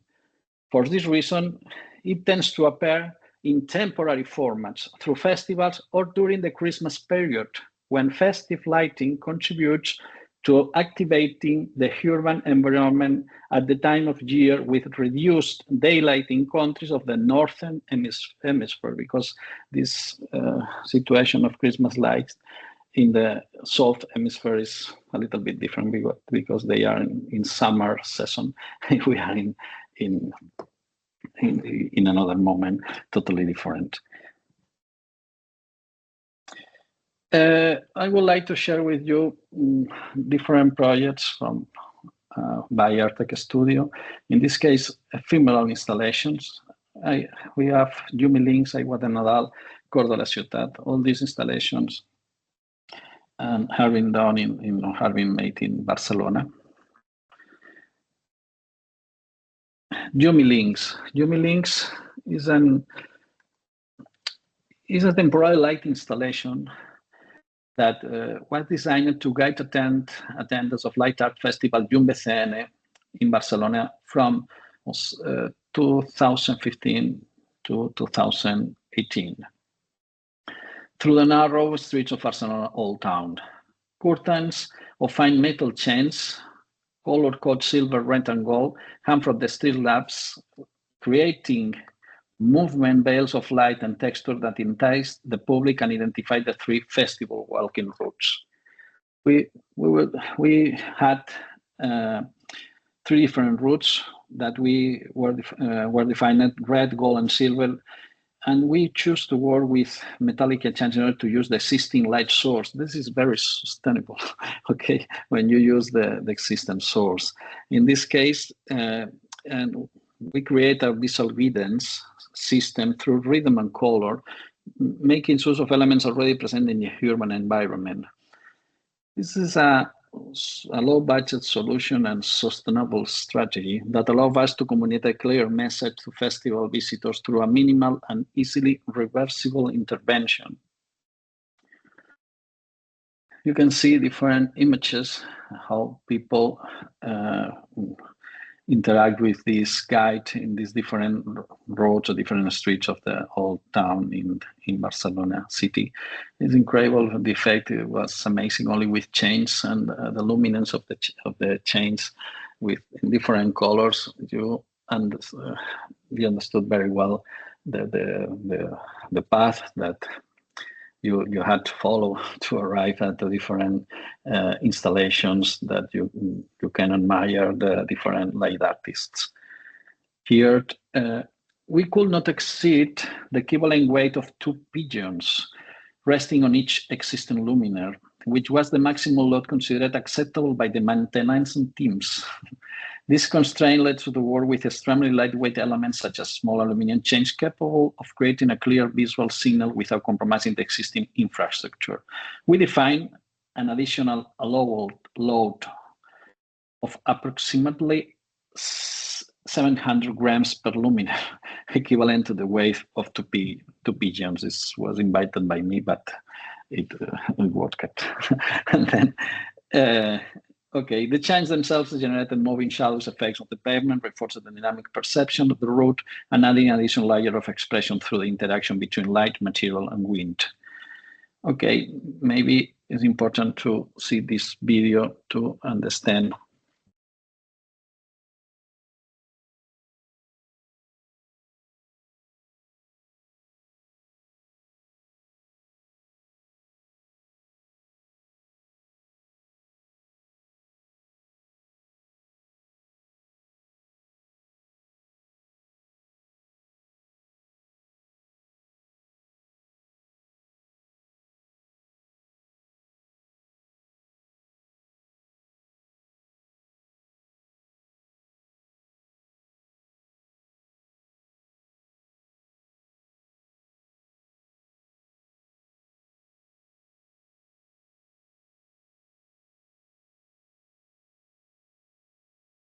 Notice if it has sound, you cannot hear it.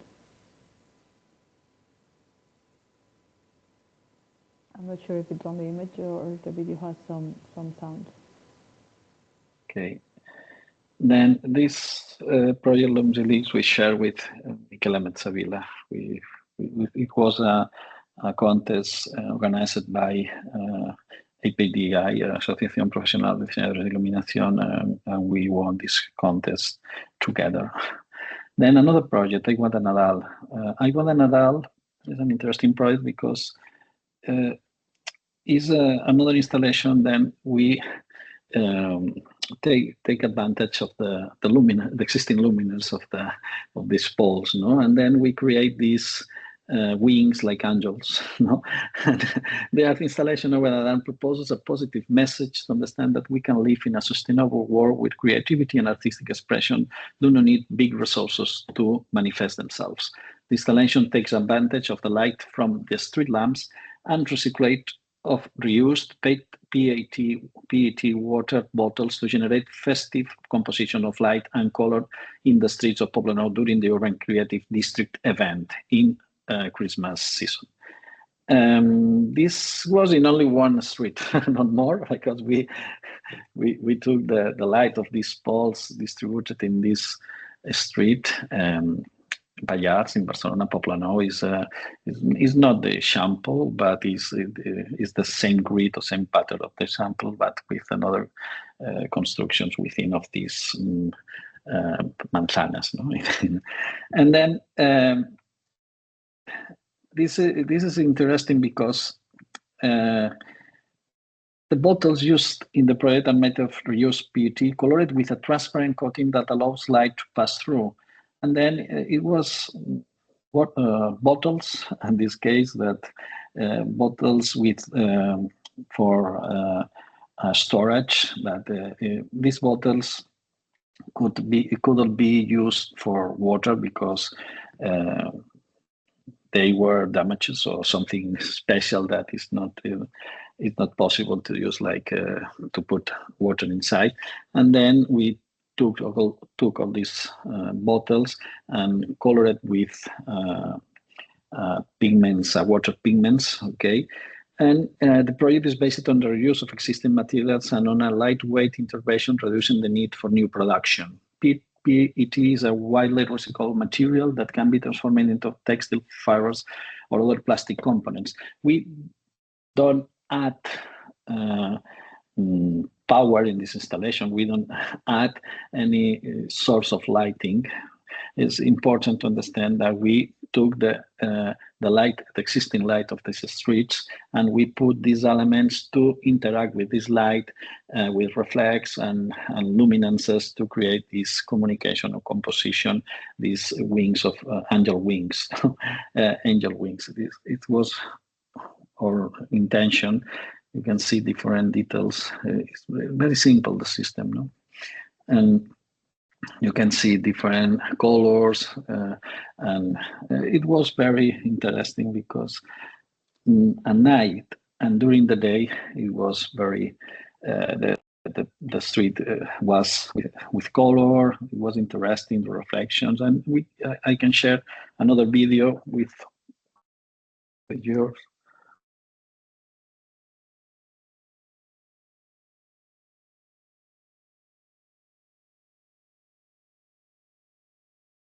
All was handmade.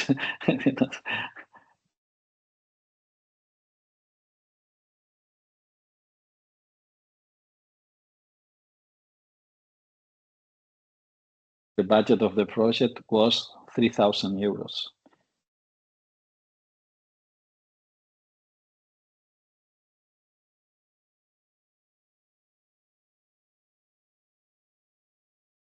The Urban District Association gave us the place for build all these elements.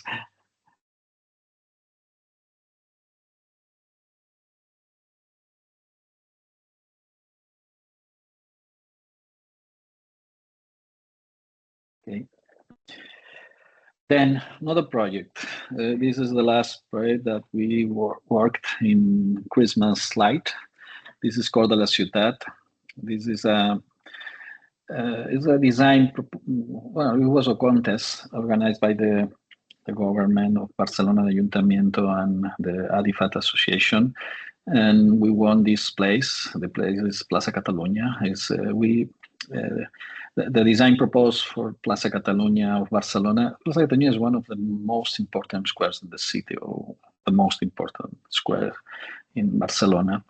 We propose a large floating topography that reinterprets the lightness of fire and the vibration of collective movement. Installed each year in the month of December. Over a 5-year period, the project engaged with atmospheric conditions of the winter season when daylight is softer and shorter. The suspended pieces don't literally represent birds, but they evoke the present through vertical elements that sway in the wind, through variations in height, and through a layout that winds, when seen from the ground or from above, draws short heart-shaped forms in the sky over the square. You can see as the shadow created here, they are abstract hearts in the middle of the street. This is the rendering of the contest.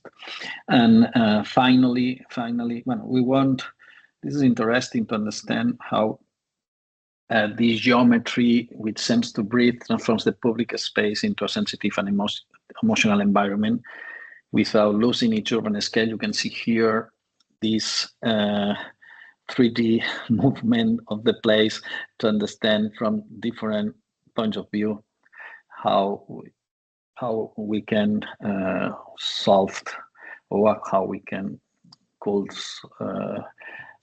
solve this installation. No? And then finally, this is the layout of the elements in the square. And we created a mesh to support all these elements. And the middle of the square was empty of the elements, but the first crown of the square was plenty of them. And this is the element, the design of the luminous element with a luminaire at the top, directing light towards the pavement and allowing the material to illuminate in a way similar to an optical fiber. Okay, all the light was directed to the pavement, and then we had these dichroic elements that during the day and night interacted with the daylight of the artificial light. The structure supporting the installation, composed of fine wires, is almost invisible. Here you can see all these elements floating. Suspended from this aerial mesh are 2,000 translucent polyester elements. Aspect is the material, is a recycled material, each measuring between 1.5 and 2.5 meters in length. The correct finish, combining warm and cold tones, turns every piece into a dynamic surface both at night and during the day, capable of reflecting and refracting natural light in multiple directions, responding to the changing winter sky. Conceive it as a lightweight and adaptable system. The installation has been designed with material efficiency and future reuse in mind. More than 25% of the material used can be recycled at the end of the project's life cycle, 5 years, contribute to a more responsible approach to temporary urban interventions. You can see here different points of view of the installation with the mark Barcelona, because the government wanted this mark. Okay, it's for a proposal from the government, Ayuntamiento. And then here we can see a little bit these wires, and you can see all these birds, abstract birds, floating with the sculpture, and how all these elements, vibrating elements, in relation to the city, in relation to the light existing in the city. And here we can see better the wires, and during the day, incredible. During the day is an installation, Christmas installation, that during the day communicates color, communicates reflections, communicates Christmas season. It's the same at night, but generally when you see the installations for Christmas during the day, they are gray. Is another totally communication. For me, it's important to understand that Christmas is during the day and it's during the night. And then this installation seeks these both options, And then I think it's important. Generally, we work in this direction in every project. It's not only for the nighttime; it's for all day. Here we can see another video.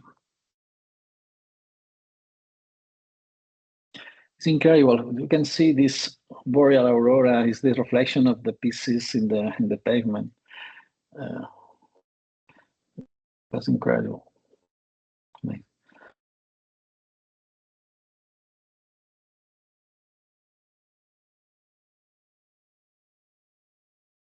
We had a DMX system to control every line of these elements to create different sensation of beers moving in the air.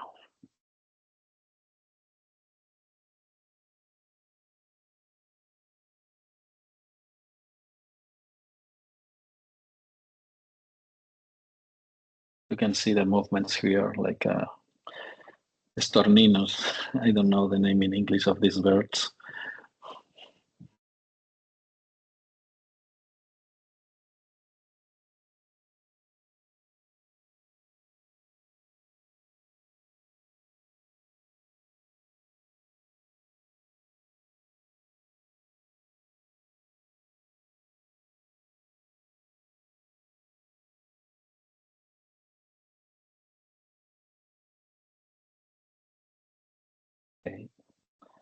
Okay, permanent installations is the last package. Okay, Africa, don't worry, the last package. Okay, and then permanent installations. Roca Gallery, San Juan de Déu Hospital, Brum Brum.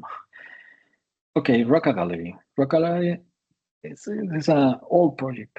2014, I think, is the Roca Gallery media facade creates sensations of movement that evoke water, fluidity, transparency, and reflection. A siliconized glass slat forms a continuous glass curtain in which light behaves as a conductive element, similar to a tubular optical fiber, generating subtle dynamic effects that simulate flowing water. Material and light create a change in texture controlled by a specially developed a DMX software. You know that in 2014 Matrix, I don't know if didn't exist, and then we had to develop and create this software Visionarte that is with Pedro Lumberas, that he was and is fantastic engineer, software engineer, and then we create the software to create the movement of the water in this facade. The design is fully integrated into architecture and connected to the genre narrative about water in the domestic environment. The building itself expresses the essence of water. The building seeks to become water. This is the project during the day and night, and some sketch rendering of the concept phase, and you can see how the transparent glass is converted with the light in another material, no, in this green material, because this glass wasn't a pure glass, and then all these not puring that the glass had itself then creates this green color at night. And then you can see here the effect of the movement. We add 3 different modes of water, and then we have this movement like the building is like water. It's a volume of water. Then Roca, the Roca company is built around the water, no? And then it's important to communicate the message is a bill of water, a building of water. Then you can see here the detail during the night and during the day. Incredible, the transparency and light. Instead of the transparency, we had this colored green glass. And here we have the detail. No, we introduced this luminaire. We did these holes in this beam, steel beam, to create like a fiber with the glass, and we add the luminance at the top, at the bottom of each 2 elements, and we could create this effect, creating this, so designing this luminaire, and with the definition of these holes, and incredible the effect, because you didn't have glare impossible to understand the direction of the light, because it was totally hid inside of these beams. Sant Joan de Déu Hospital. No, the Hospital Sant Joan de Déu is a public hospital dedicated to the care of children. Commissioned us to design a facade capable of conveying at night the joy and smiles of the young patients who, despite their illness, are full of life. The aim was to communicate a message of joy to the outside, addressing everyone who passes near the building. Okay, we propose a low-resolution luminous matrix composed of LED strips integrated into the newly constructed facade. The design takes advantage of an architectural detail of the building. You can see here, more or less, of the building envelope that allow the incorporation of translucent LED strips. This is the matrix. You can see here the matrix, different elements, okay, with different dimensions adapted to every line of the building. And here you can see the LED was inside of this detail. The design takes advantage of this architectural detail of the building envelope that allows the incorporation of translucent LED strips with a pixel pitch of 10 centimeters, controlled by DMX SPA systems. And then the result was this media facade. The intention was that thanks to the brain perceptual capacity for pattern recognition, visual content could be clearly perceived even at this low resolution, because it was a matrix of low resolution, through the scaling of images across the large surface of the facade. You can see different situations in this case, and with different elements to bring us a smile for the kids here in this hospital, or the people near or close to this facade. Here you can see again another video.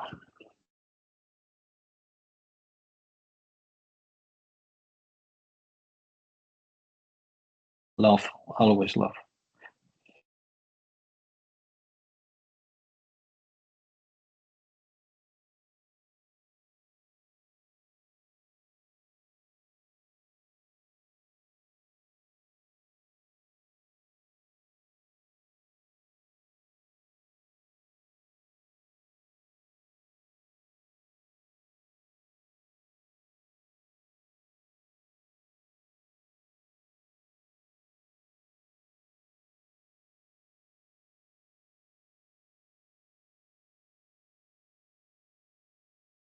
The last project, this is my last project for today.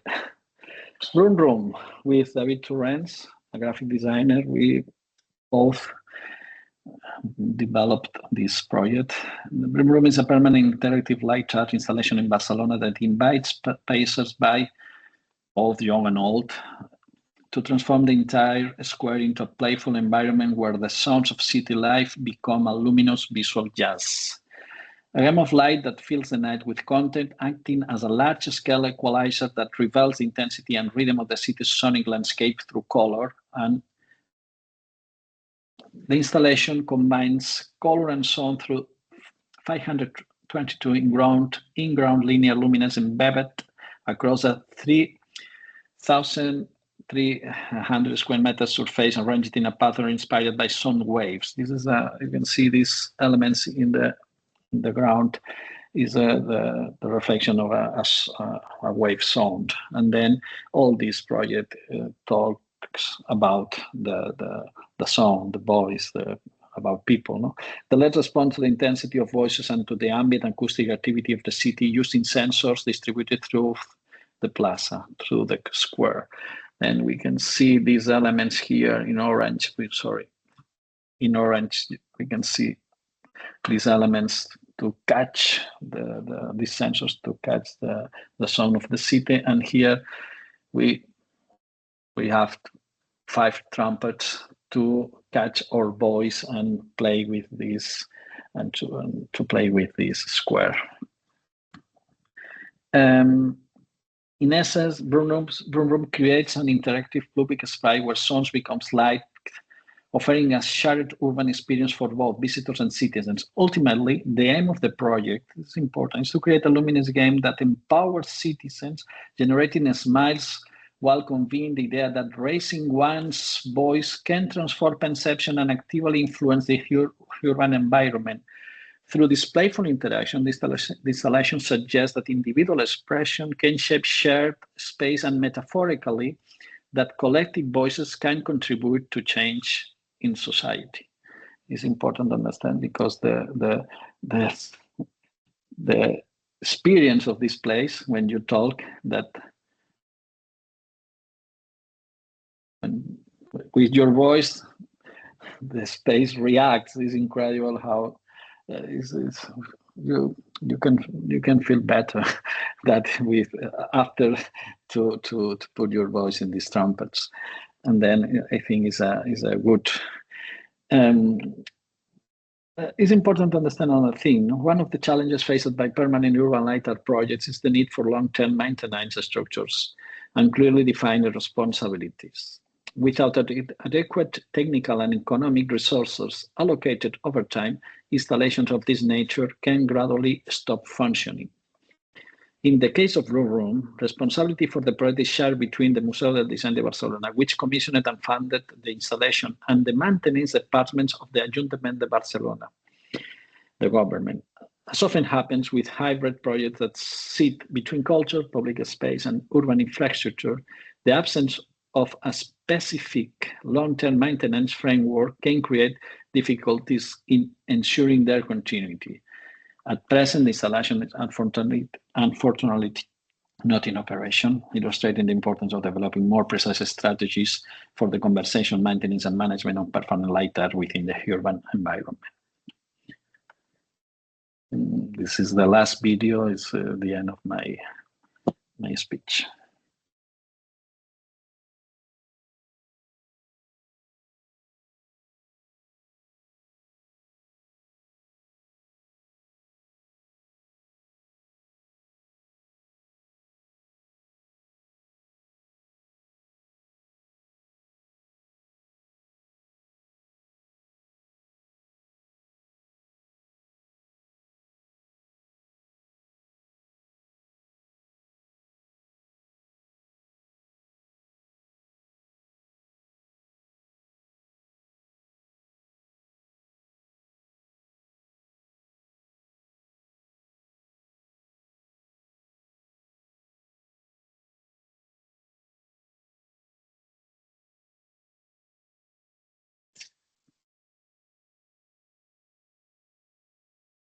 Okay, thank you.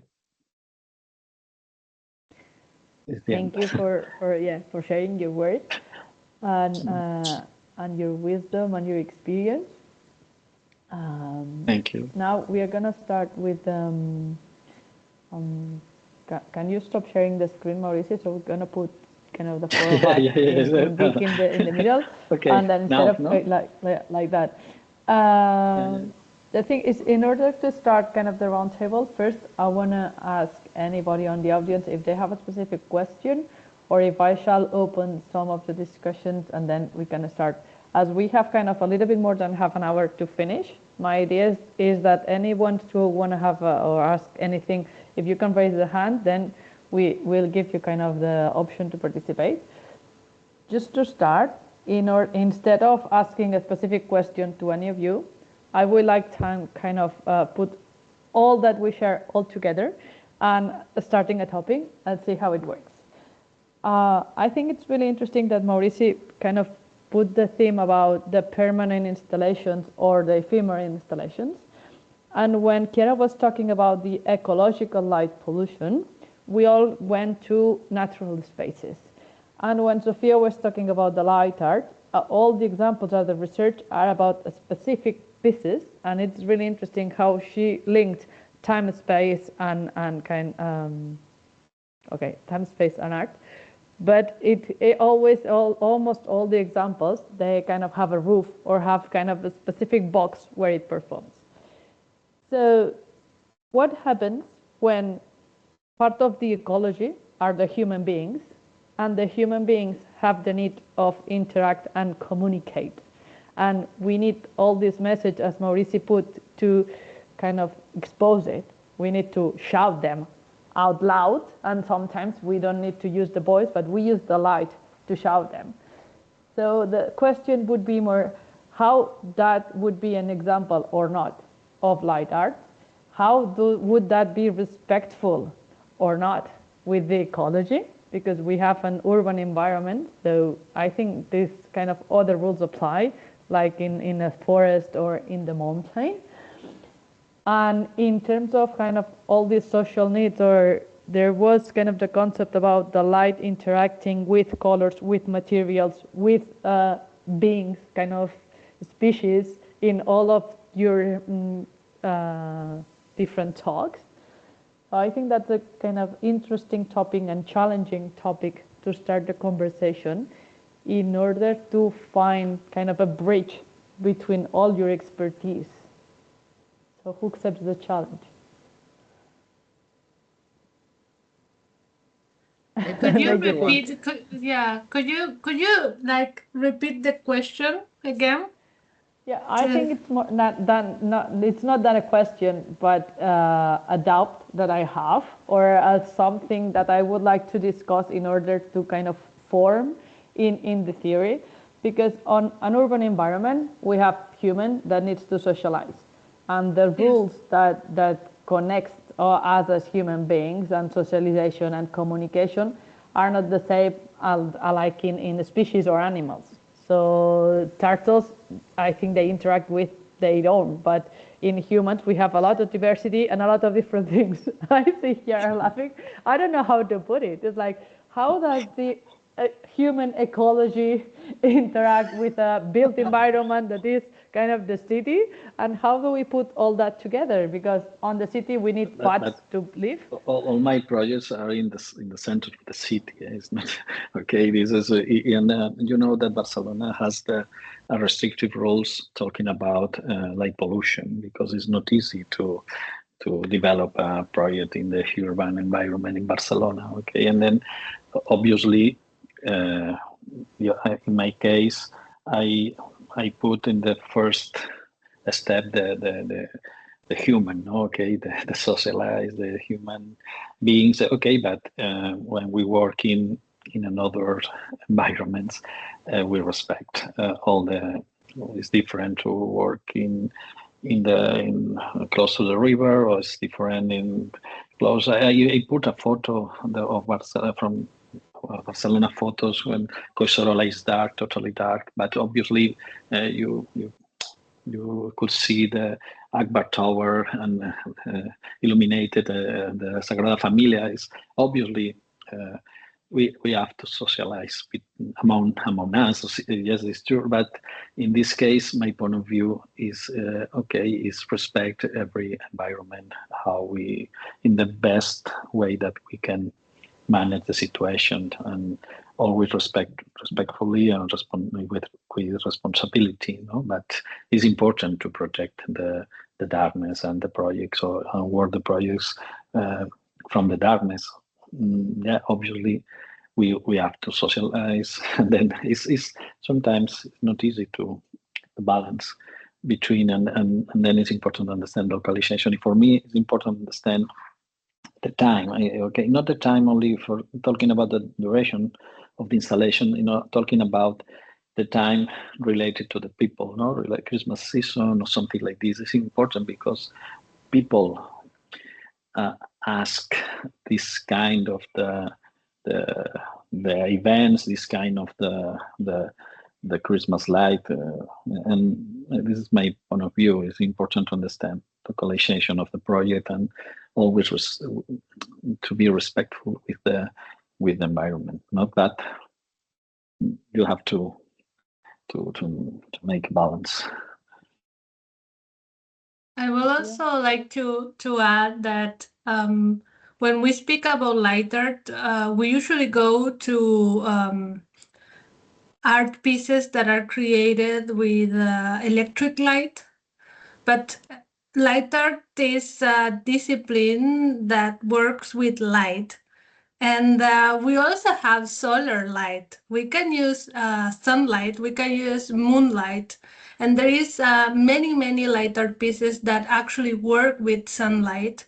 So it's not something, light art is not something that only belongs to the night.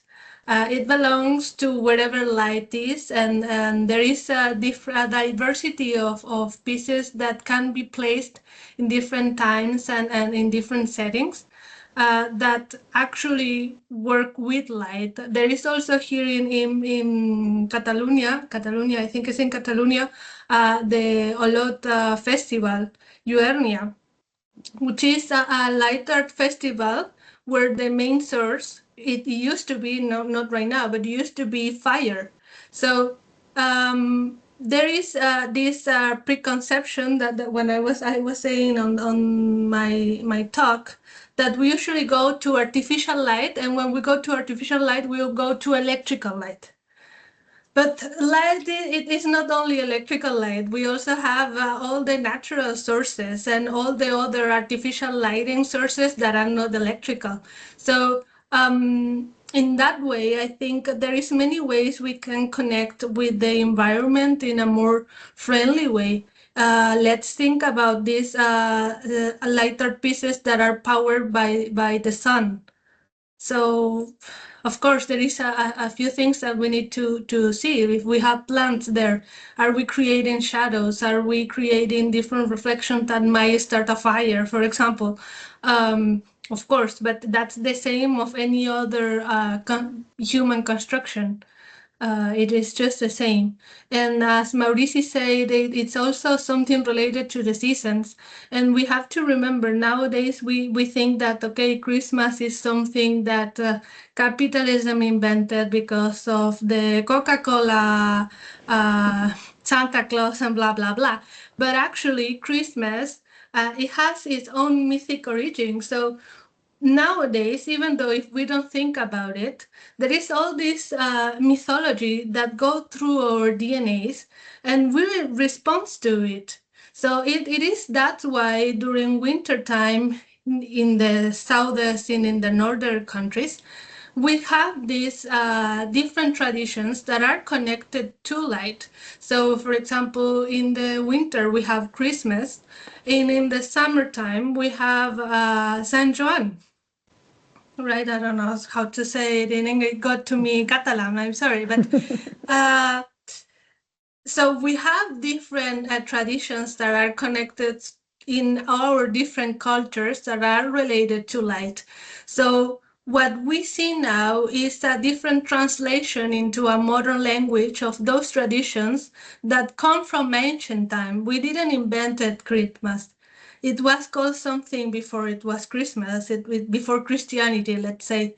And we didn't invent San Juan. It's all related to different solar patterns and the equinox and the solstice. There is it's always the festivity of the different moments of the sun. So in that way, when you were saying Africa about the connection, it's always the same connection, and it has been the same connection through history. What we see now is a different reflection of our time, of that connection that came from our ancient times. That is so You're very mute. interesting. Sorry. Chiara, your time. Am I muted still? No. Okay. That is so very interesting that there is this bias where we are so disconnected from nature nowadays that we do believe we are not nature. And that's just a bias. We are natural beings. We evolved with sunlight. We evolved being outdoors, following the sun patterns. Our activities were connected to it. And then when electric light was invented and with the Industrial Revolution that, let's say, asked for our habits to be changed so that we had to go work later or go back home later and with shifts and so on. Then we started using electric light, and somewhat our connection with darkness, with traditions connected to the night got lost. But as Sophia was mentioning, so many connection to art and sunlight and all the festivities that are connected to the sun, we could say the same for the night. We used to have bonfires in a specific time of the year to ask for grace, for better crops, better harvesting. We used to have times of the year in agriculture, especially when you could only plant some seeds or plants at certain moon phases and so on. And this is actually still true in some countries. So so what I'm trying to think is, okay, can we actually bring back some of those rhythms in order to have also some relief from the life that we live today? Can we maybe teach our children how to have a walk without torches on a beach or in a forest? That is something that I experienced when I was in Sweden, and like in the forest, not not on the sand, not on the seaside. And that amazed me how much I lost since I was a child. And the same experience then I tried to bring with my work as an architectural lighting designer in some projects I did, where the light doesn't always have to be uniform. The light doesn't always have to be on a path, like the example that we saw with the lady lit and then she couldn't see a thing. Maybe sometimes the choices that we make are so connected to what we always done, because it's always been done that way, that we are not able any longer to think out of the box somehow.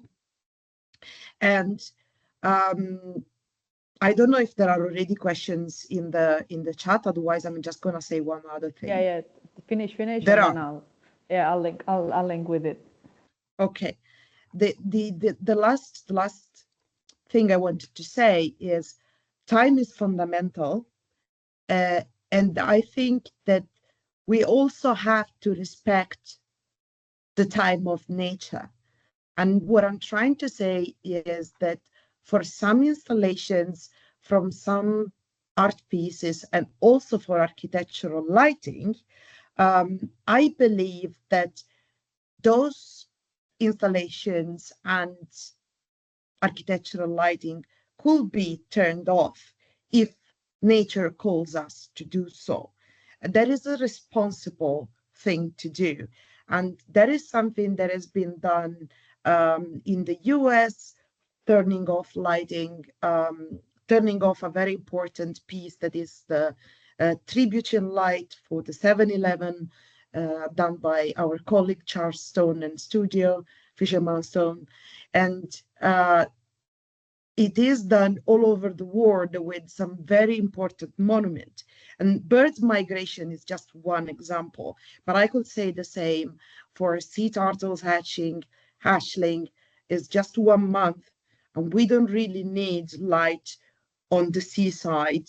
It would be just so much better if we could enjoy the sea turtle hatchling rather than, you know, having so much light on the beach that is absolutely pointless, in my opinion. Yeah, well, following that you are saying, just a second, Maurici, because there is a question on the chat that is asking if in Barcelona does exist a time frame during which the light art is not illuminating, for example, from, I don't know, 12 to 5 a.m. or from 1 p.m. or from 1 a.m. to 5 p.m. And I think you can add to your answer, Maurici, an answer to this. No, I agree. If we are in the close to the beach with turtles, obviously we have to protect the spaces. I am living in the middle of the forest. I live here in Collserola in the middle. For me, it's very important the dark in my house, in my home, and then understand. But I understand that in the middle of the city with all the commercials of all the museums, all the people, all the traffic. Okay, is another place totally different. I think it's important to understand that every place needs to work with the light in a different way. In this case, for me, it's very important when I come back to my house in the middle of the Collserola Park. It's important to have this darkness around me, and then but I think for me is a lucky moment because I have not lost this situation. Okay, because my work is here in Barcelona, my house is in the middle of the forest. Okay, and I understand that they are places totally different. Talking about lighting, no, and it's incredible when I see from my house the sky in Barcelona with clouds, all the clouds, orange clouds. I don't like this moment. Okay, we have to protect the dark sky, but we have to develop or to develop or evolve the rules, but the rules are important. We have to achieve this balance between nature and city, or between nature environments and city environments. And then it's important to understand. And the problem, I think, is the limit between, because sometimes they are very close at the end, no? And then it's important to understand how we can work in these limits. And in these limits, I think the answer is the nature is the most necessary element to protect in this case. But in the middle of the city, I think is important to understand every place. This is my obviously. I agree with Sophia that we are animals. Okay, it's true. We have to respect our circadian rhythms, and we have to respect. We live in a cyclical world. Every day change is incredible, and then it's amazing to understand how we can work in this cyclical world, but not only talking. It's okay. Daylight is amazing. Artificial light is amazing. Okay, but we have to work respectfully. Because obviously with responsibility, but okay, the progress is the progress. The internet has changed all our lives, and then is in the end is light. Okay, and then it's data.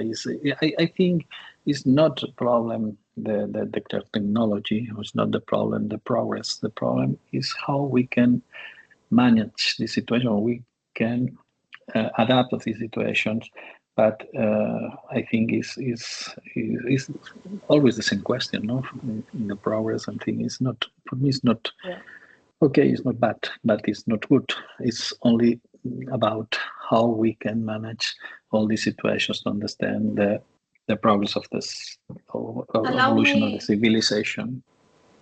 What? Allow me, Africa, to answer the question because it's just like an itch in my brain when I see an unanswered question on our chat that I cannot. So Catherine asked about if we turn off the lights here in Barcelona. So there is two main light art situations in Barcelona. One is Llum BCN, which is a festival that has a restricted timeline. So the light art pieces go on at 7 p.m. and off at midnight. And then the other situation that we have that Maurici explained is during Christmas, that also has a restricted timeline, and at around, I don't know if midnight or 1 p.m. the Christmas lights go off. Yeah, it's even off the street also in the area, and if it's a festive day. So yes, the light art pieces usually go off. I also agree with Maurici that is a time and place for light. And there is this concept that it's usually used for indoor lighting, which is the human-centric lighting.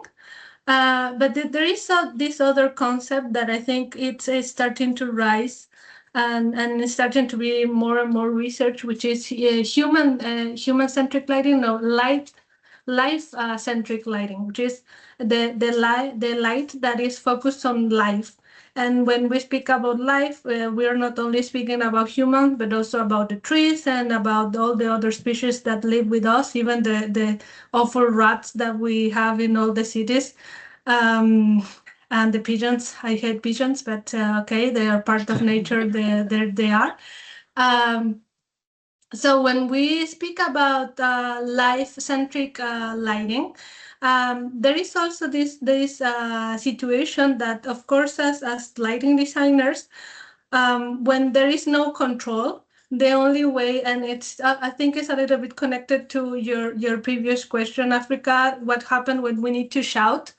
And it's like having to shout in the middle of a crowd that is speaking very loudly. So if we have in the middle of a crowd and everyone is speaking super, super loud, we will have to shout with all the power of our lungs. But if everything is quiet, maybe the shout is a whisper. So it's also part of the situation that more is more, and it's a little bit of a pickle that we are right now, because technology went very, very far, and we went into a kind of a race to have more and more power and uh, more light with less consumption, which is great for some environment, but for other environments are not so great. So the situation that we are right now in, I think most of the world, but there is other parts of the world that are having bigger issues than this one. So here in our comfortable chairs, we're speaking about this.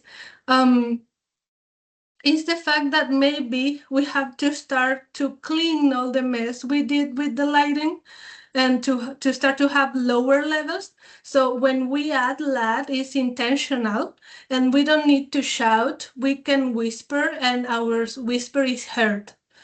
And then we have everything a little bit more balanced. And there is places there is different cities and different master plans projects that are heading into that direction. It will take a lot, because also there is a lot of situations that we have to deal regarding all the human beings and all the citizens.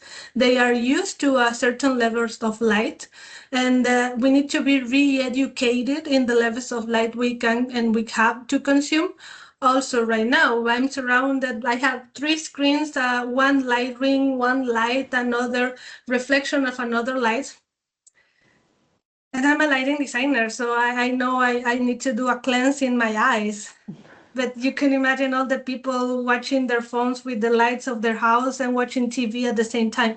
So it's a little bit of an education process, and it has to be made in a very careful way, because we are, as humans and as animals, as Maurici say, we are very sensitive to change. So we have to go in a way that is very careful, and we have to, it's like for me, it's like a cleaning process. So we de-cleanse, and then we can start to design with more purpose and with newer tools, because technology advanced and it started to go in. Now we know we don't need more light, but more control in the lower levels of the lighting, which is amazing, because I like to go into the 0.1% of light every time I do a lighting design. But yeah, it's not going against progress, but it's understanding that in the process of progress, we will go back and forward a few times in order to understand what we are doing. And sometimes it's like growing, sometimes one leg grew faster and you start to walk a little bit weird until the other leg catch up, and you can start to manage and discover the new space you have with your new body. Yeah, thank you. Chiara, I like it so much, the idea of the cleansing. And Catherine, yeah, less is more. And it's fantastic, like to think that we actually have the power, if we want to also reach out to stakeholders like municipalities, our clients in general, and start educating them.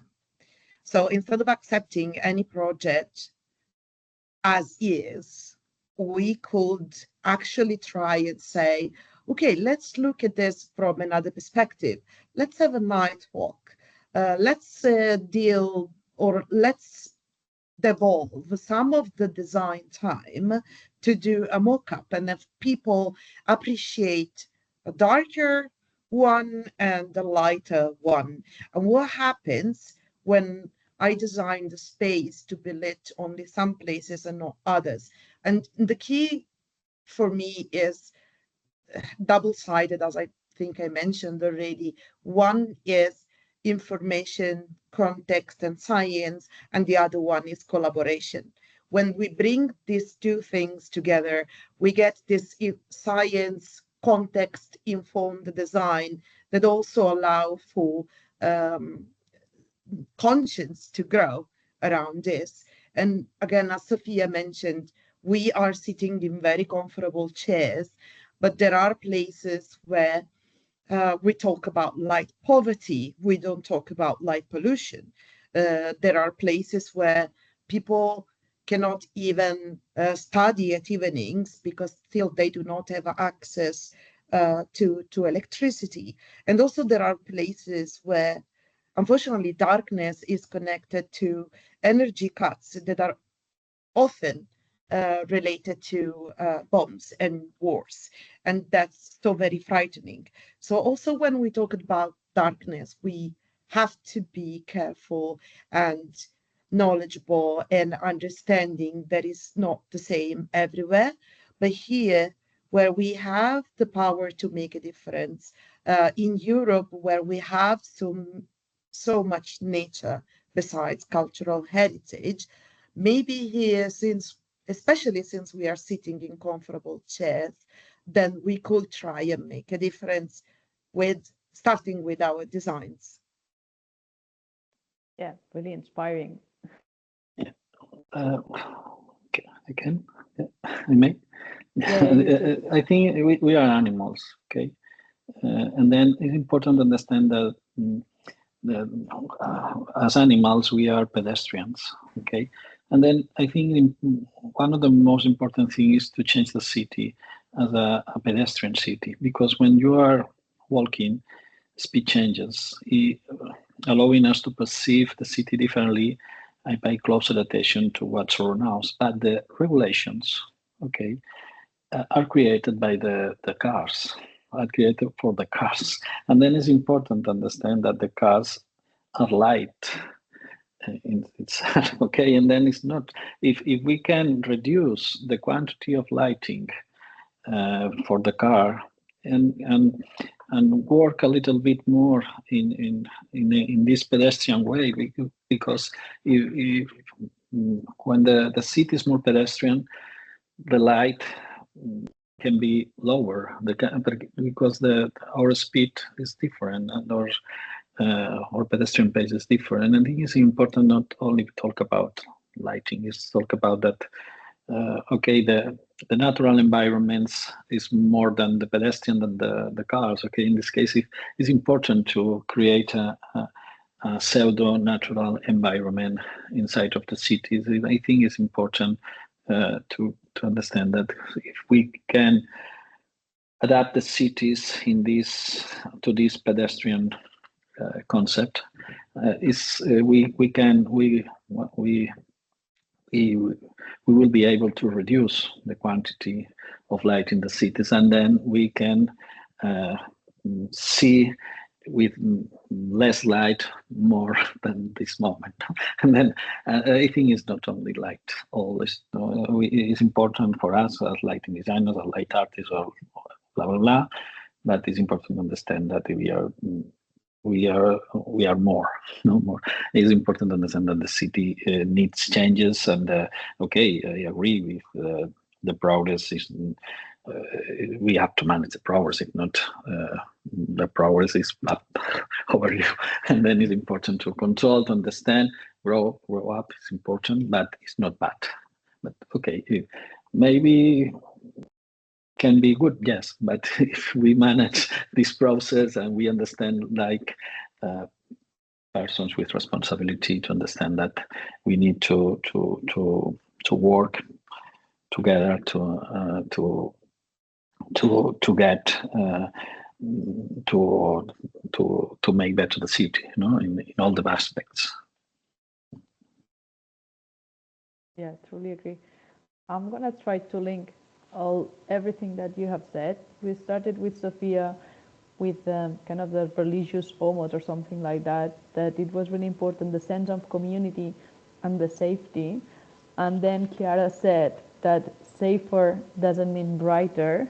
And now Maurici is just saying that when we go to a slower kind of path of peace, and another velocity that could be linked as well to this live light, then we will all adapt to this environment whether everything can be seen but in another balance. So the transitions between the city and the surroundings or the nature could be more soft and smooth, and then we could all in the light in general, not only in the light art, be more sustainable, because we will be taking kind of the power of the progress in all the consideration, balancing and using the technology in the favor of all the ecological beings all around, but at the same time considering the specific cultural needs that we all have linked to the light through our culture. Could that be kind of a wrap up? This is not ecological for the ecologicals. It's good. It's good for the lighting designers, because if we talk about quantity, the lighting designer working in relation to the quantity, but the lighting designer when works in relation to the quality, or in relation to the balance, or in relation to understand how we can do better the lighting, the city, or the lighting, the environment is important. I think it's a win-win situation for ecology, for lighting, for the professionals, for the lighting designers, because if the quantity is the element that measure the situation, okay, a lot of people can be part of this game, no? But if when we talk about sensibility, we talk about carelessness, we talk care, take care about something. Okay, it's our place. I think, no, it's our place. Is the place that Chiara was talking before, no, that in relation to other professionals. Okay, it's important for us to understand that we can work together in a good direction, ecological with direction, lighting for the lighting designers with direction. For I think it's a win-win place for us, the quality and not the quantity. I think it's and as Chiara was saying, we need to kind of teach or train our clients, the community, the city, like almost kind of everybody. There is but the clients with good regulations sometimes it's easier, because the clients at the end, okay, the regulation is telling this, okay, I do this, okay, and sometimes but we need not regulations, wide regulations. We need regulations with a little bit more sensibility. It's not easy. It's not easy, but it's important. It's a good challenge. It's a good challenge. Yeah. I have a question here from Ben. He asked, what do you think, kind of the panel, the three of you, about the shelf white flute LED products that spill everywhere? They should be restricted in terms of degrees available in an effort to reduce light pollution? I think there is a lot of things that we could learn from stage lighting regarding the use of different options that we might have, like barn doors, for example. I don't know, which is not very complicated to alter the distribution. So I think there is like a lack of relationship between the lighting technology of different fields. Like the lighting technology that is used in cinema is very oriented with the high potencies, and you have these huge lighting fixtures that are used to replicate the sun that is not used anywhere else. Then we have all the technology that is put in place in stage lighting, and then we have all the search for the best white LEDs on architectural lighting. And somehow I still, and this is very personal, I will say it here, I know it's been recorded, but it's okay. I got in peace with my thoughts. I don't know why all the manufacturers for these three different fields are not speaking to each other. Because in stage lighting, there is all these new, they are not new, they are quite old elements that are used to control the light in a more easy way than all the optics. that could be put in place. So maybe there is no need to actually ban some products. You could use a barn door, and then you can alter the angle and the speed light. You don't have it because you put a barn door. So yeah, for me, it is not about for The like, product, yeah, not it's the not about the product. product or forbid some product and take it off the shelf. But also there is this thing in the market that if people start to use it in a way, they will start to get more and more produced. So if we agree as a lighting community that we want to go in one direction, the more we ask for one product, the more it will be produced by different manufacturers. And then for sure, the technology of stage lighting is 200 years ahead sometimes regarding the control of speed lighting and also moving lights and also other factors that are right now put it in place and started to be discussed in the world of architectural lighting, which is very interesting. Of course, there is magnificent advancement in architectural lighting regarding white light, which in stage lighting is not very important because we don't care CRI. Why? Because, but um, but yeah, I think it's more about that. It's no need to ban stuff. We can just use the elements we have in order to be wiser with speed light. Say that sometimes having better products on the shelf helps those who don't design. Because sometimes the issue, or they cannot, there are so many installations that are done like do it yourself. They do not consult lighting designers for that. But I think that they found the nice solutions to this. Again, in the US, like showing it like super easy in a, I don't know what it's called. It's like it's a shelf, and then they explained what's the correct way to place a luminaire, and that it shouldn't go like this, but you should have it like this. And if you have it like this, you get blinded by the light. So even these very small actions, and sometimes talking with distributors that I like to do every now and then, just visiting distributors and then saying, hey, maybe you could improve your showroom by doing this and that. Okay, but okay, for us it's easy.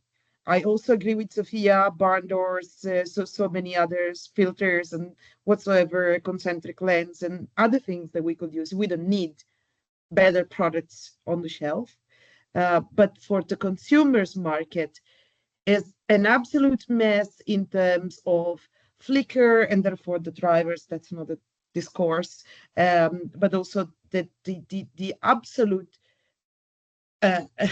lack of knowledge related to the comparison to old light fixture and how they say, oh, and this is equivalent to 50 whatever watt that it was before, and people buy the equivalent to 150 because they can, and so yeah, there should be some restrictions, like when you go to an apothec or a pharmacy and ask for some drugs, they can only be given to people if you get a prescription. And prescription to more than 600 lumen, in my opinion, should be given by either a lighting designer or someone who understands what lighting really is. Just It's this is very another thing funny when again. you just say Chiara, Yeah. because in Spanish, someone that takes the decision of the lighting is called a prescriptor, which is someone Uh-huh. that gives a prescription. Exactly. So you just give a Exactly. prescription for certain light. Not other than that.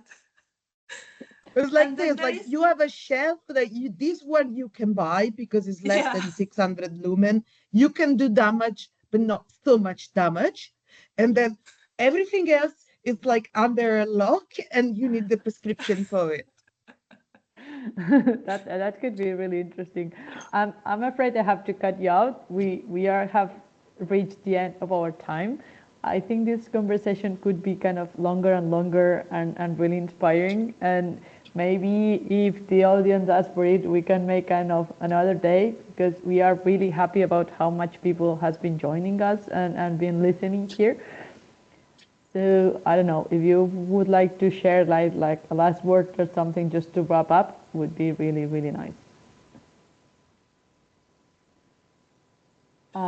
Very much nice. Thank you. Go in order.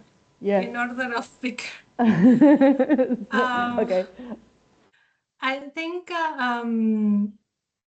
understanding that each discipline has its own field of action is very important, because then we don't get mixed up the needs of each discipline at its own, and we can actually evaluate where we go and what we use to grow in each discipline. It's very important. So for me, my last words of this talk, not of this, maybe I've made this later, but of this talk would be that understanding that lighting design is one discipline and light artist discipline is another discipline, that you can both be a practitioner of both disciplines. There is no like a regulation regarding that.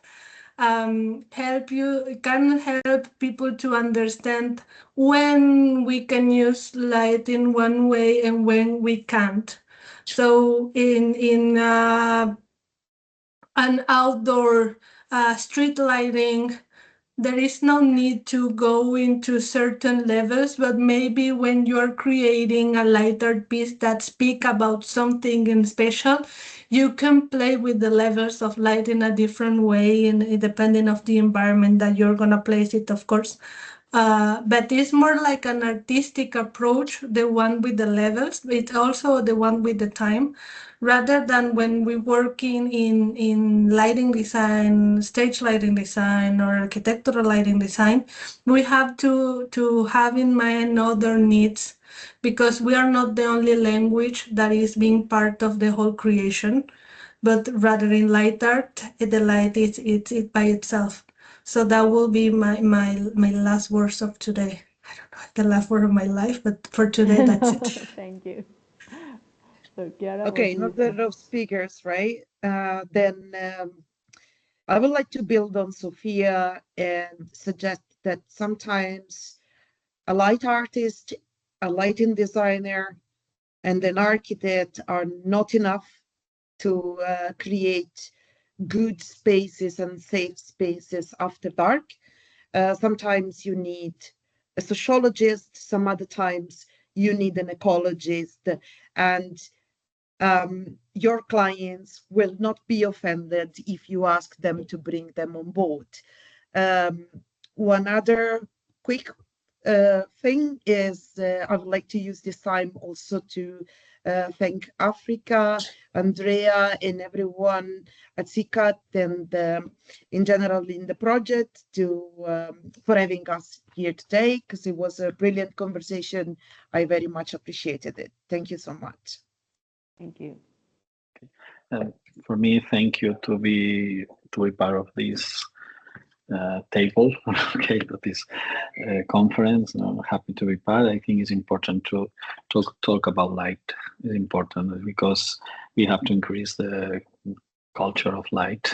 I think it's very good, all this conference or events or masterclass. I don't know the name, but I think they are very important. For me, like as a last words, for me, light is a transversal discipline for me. Okay, it's not for me. Lighting design, light art, or design luminous is like an application. It's because when I started, it was very difficult because we didn't post degrees, we didn't masters. It was the passion of everyone to work with light, to work with. At the beginning, okay, the market wasn't so distributed or so sectorized. And then for me, I am part of from the old school, I think, but the school that we started with the passion of light, of passion of lighting, and then apply this passion in every element that we worked. Was amazing because at that moment money wasn't important. The important was the passion. And then my point of view about light art, lighting design, or design luminous, like old-fashioned designer, I think is the passion of light. And thing is my last word. This is my last word. But thank you to Africa. Thank you, amazing Africa, amazing Andrea, both amazing. Thank you very much. Yeah. So thank you everybody for being here, sharing this inspiring afternoon with us. I'm just gonna finish with when Chiara said the most important thing is do no harm, and putting Maurici, just keep working with passion. So thank you all for being here and sharing all with us, and we'll keep in touch. Thank you. Yeah. See you.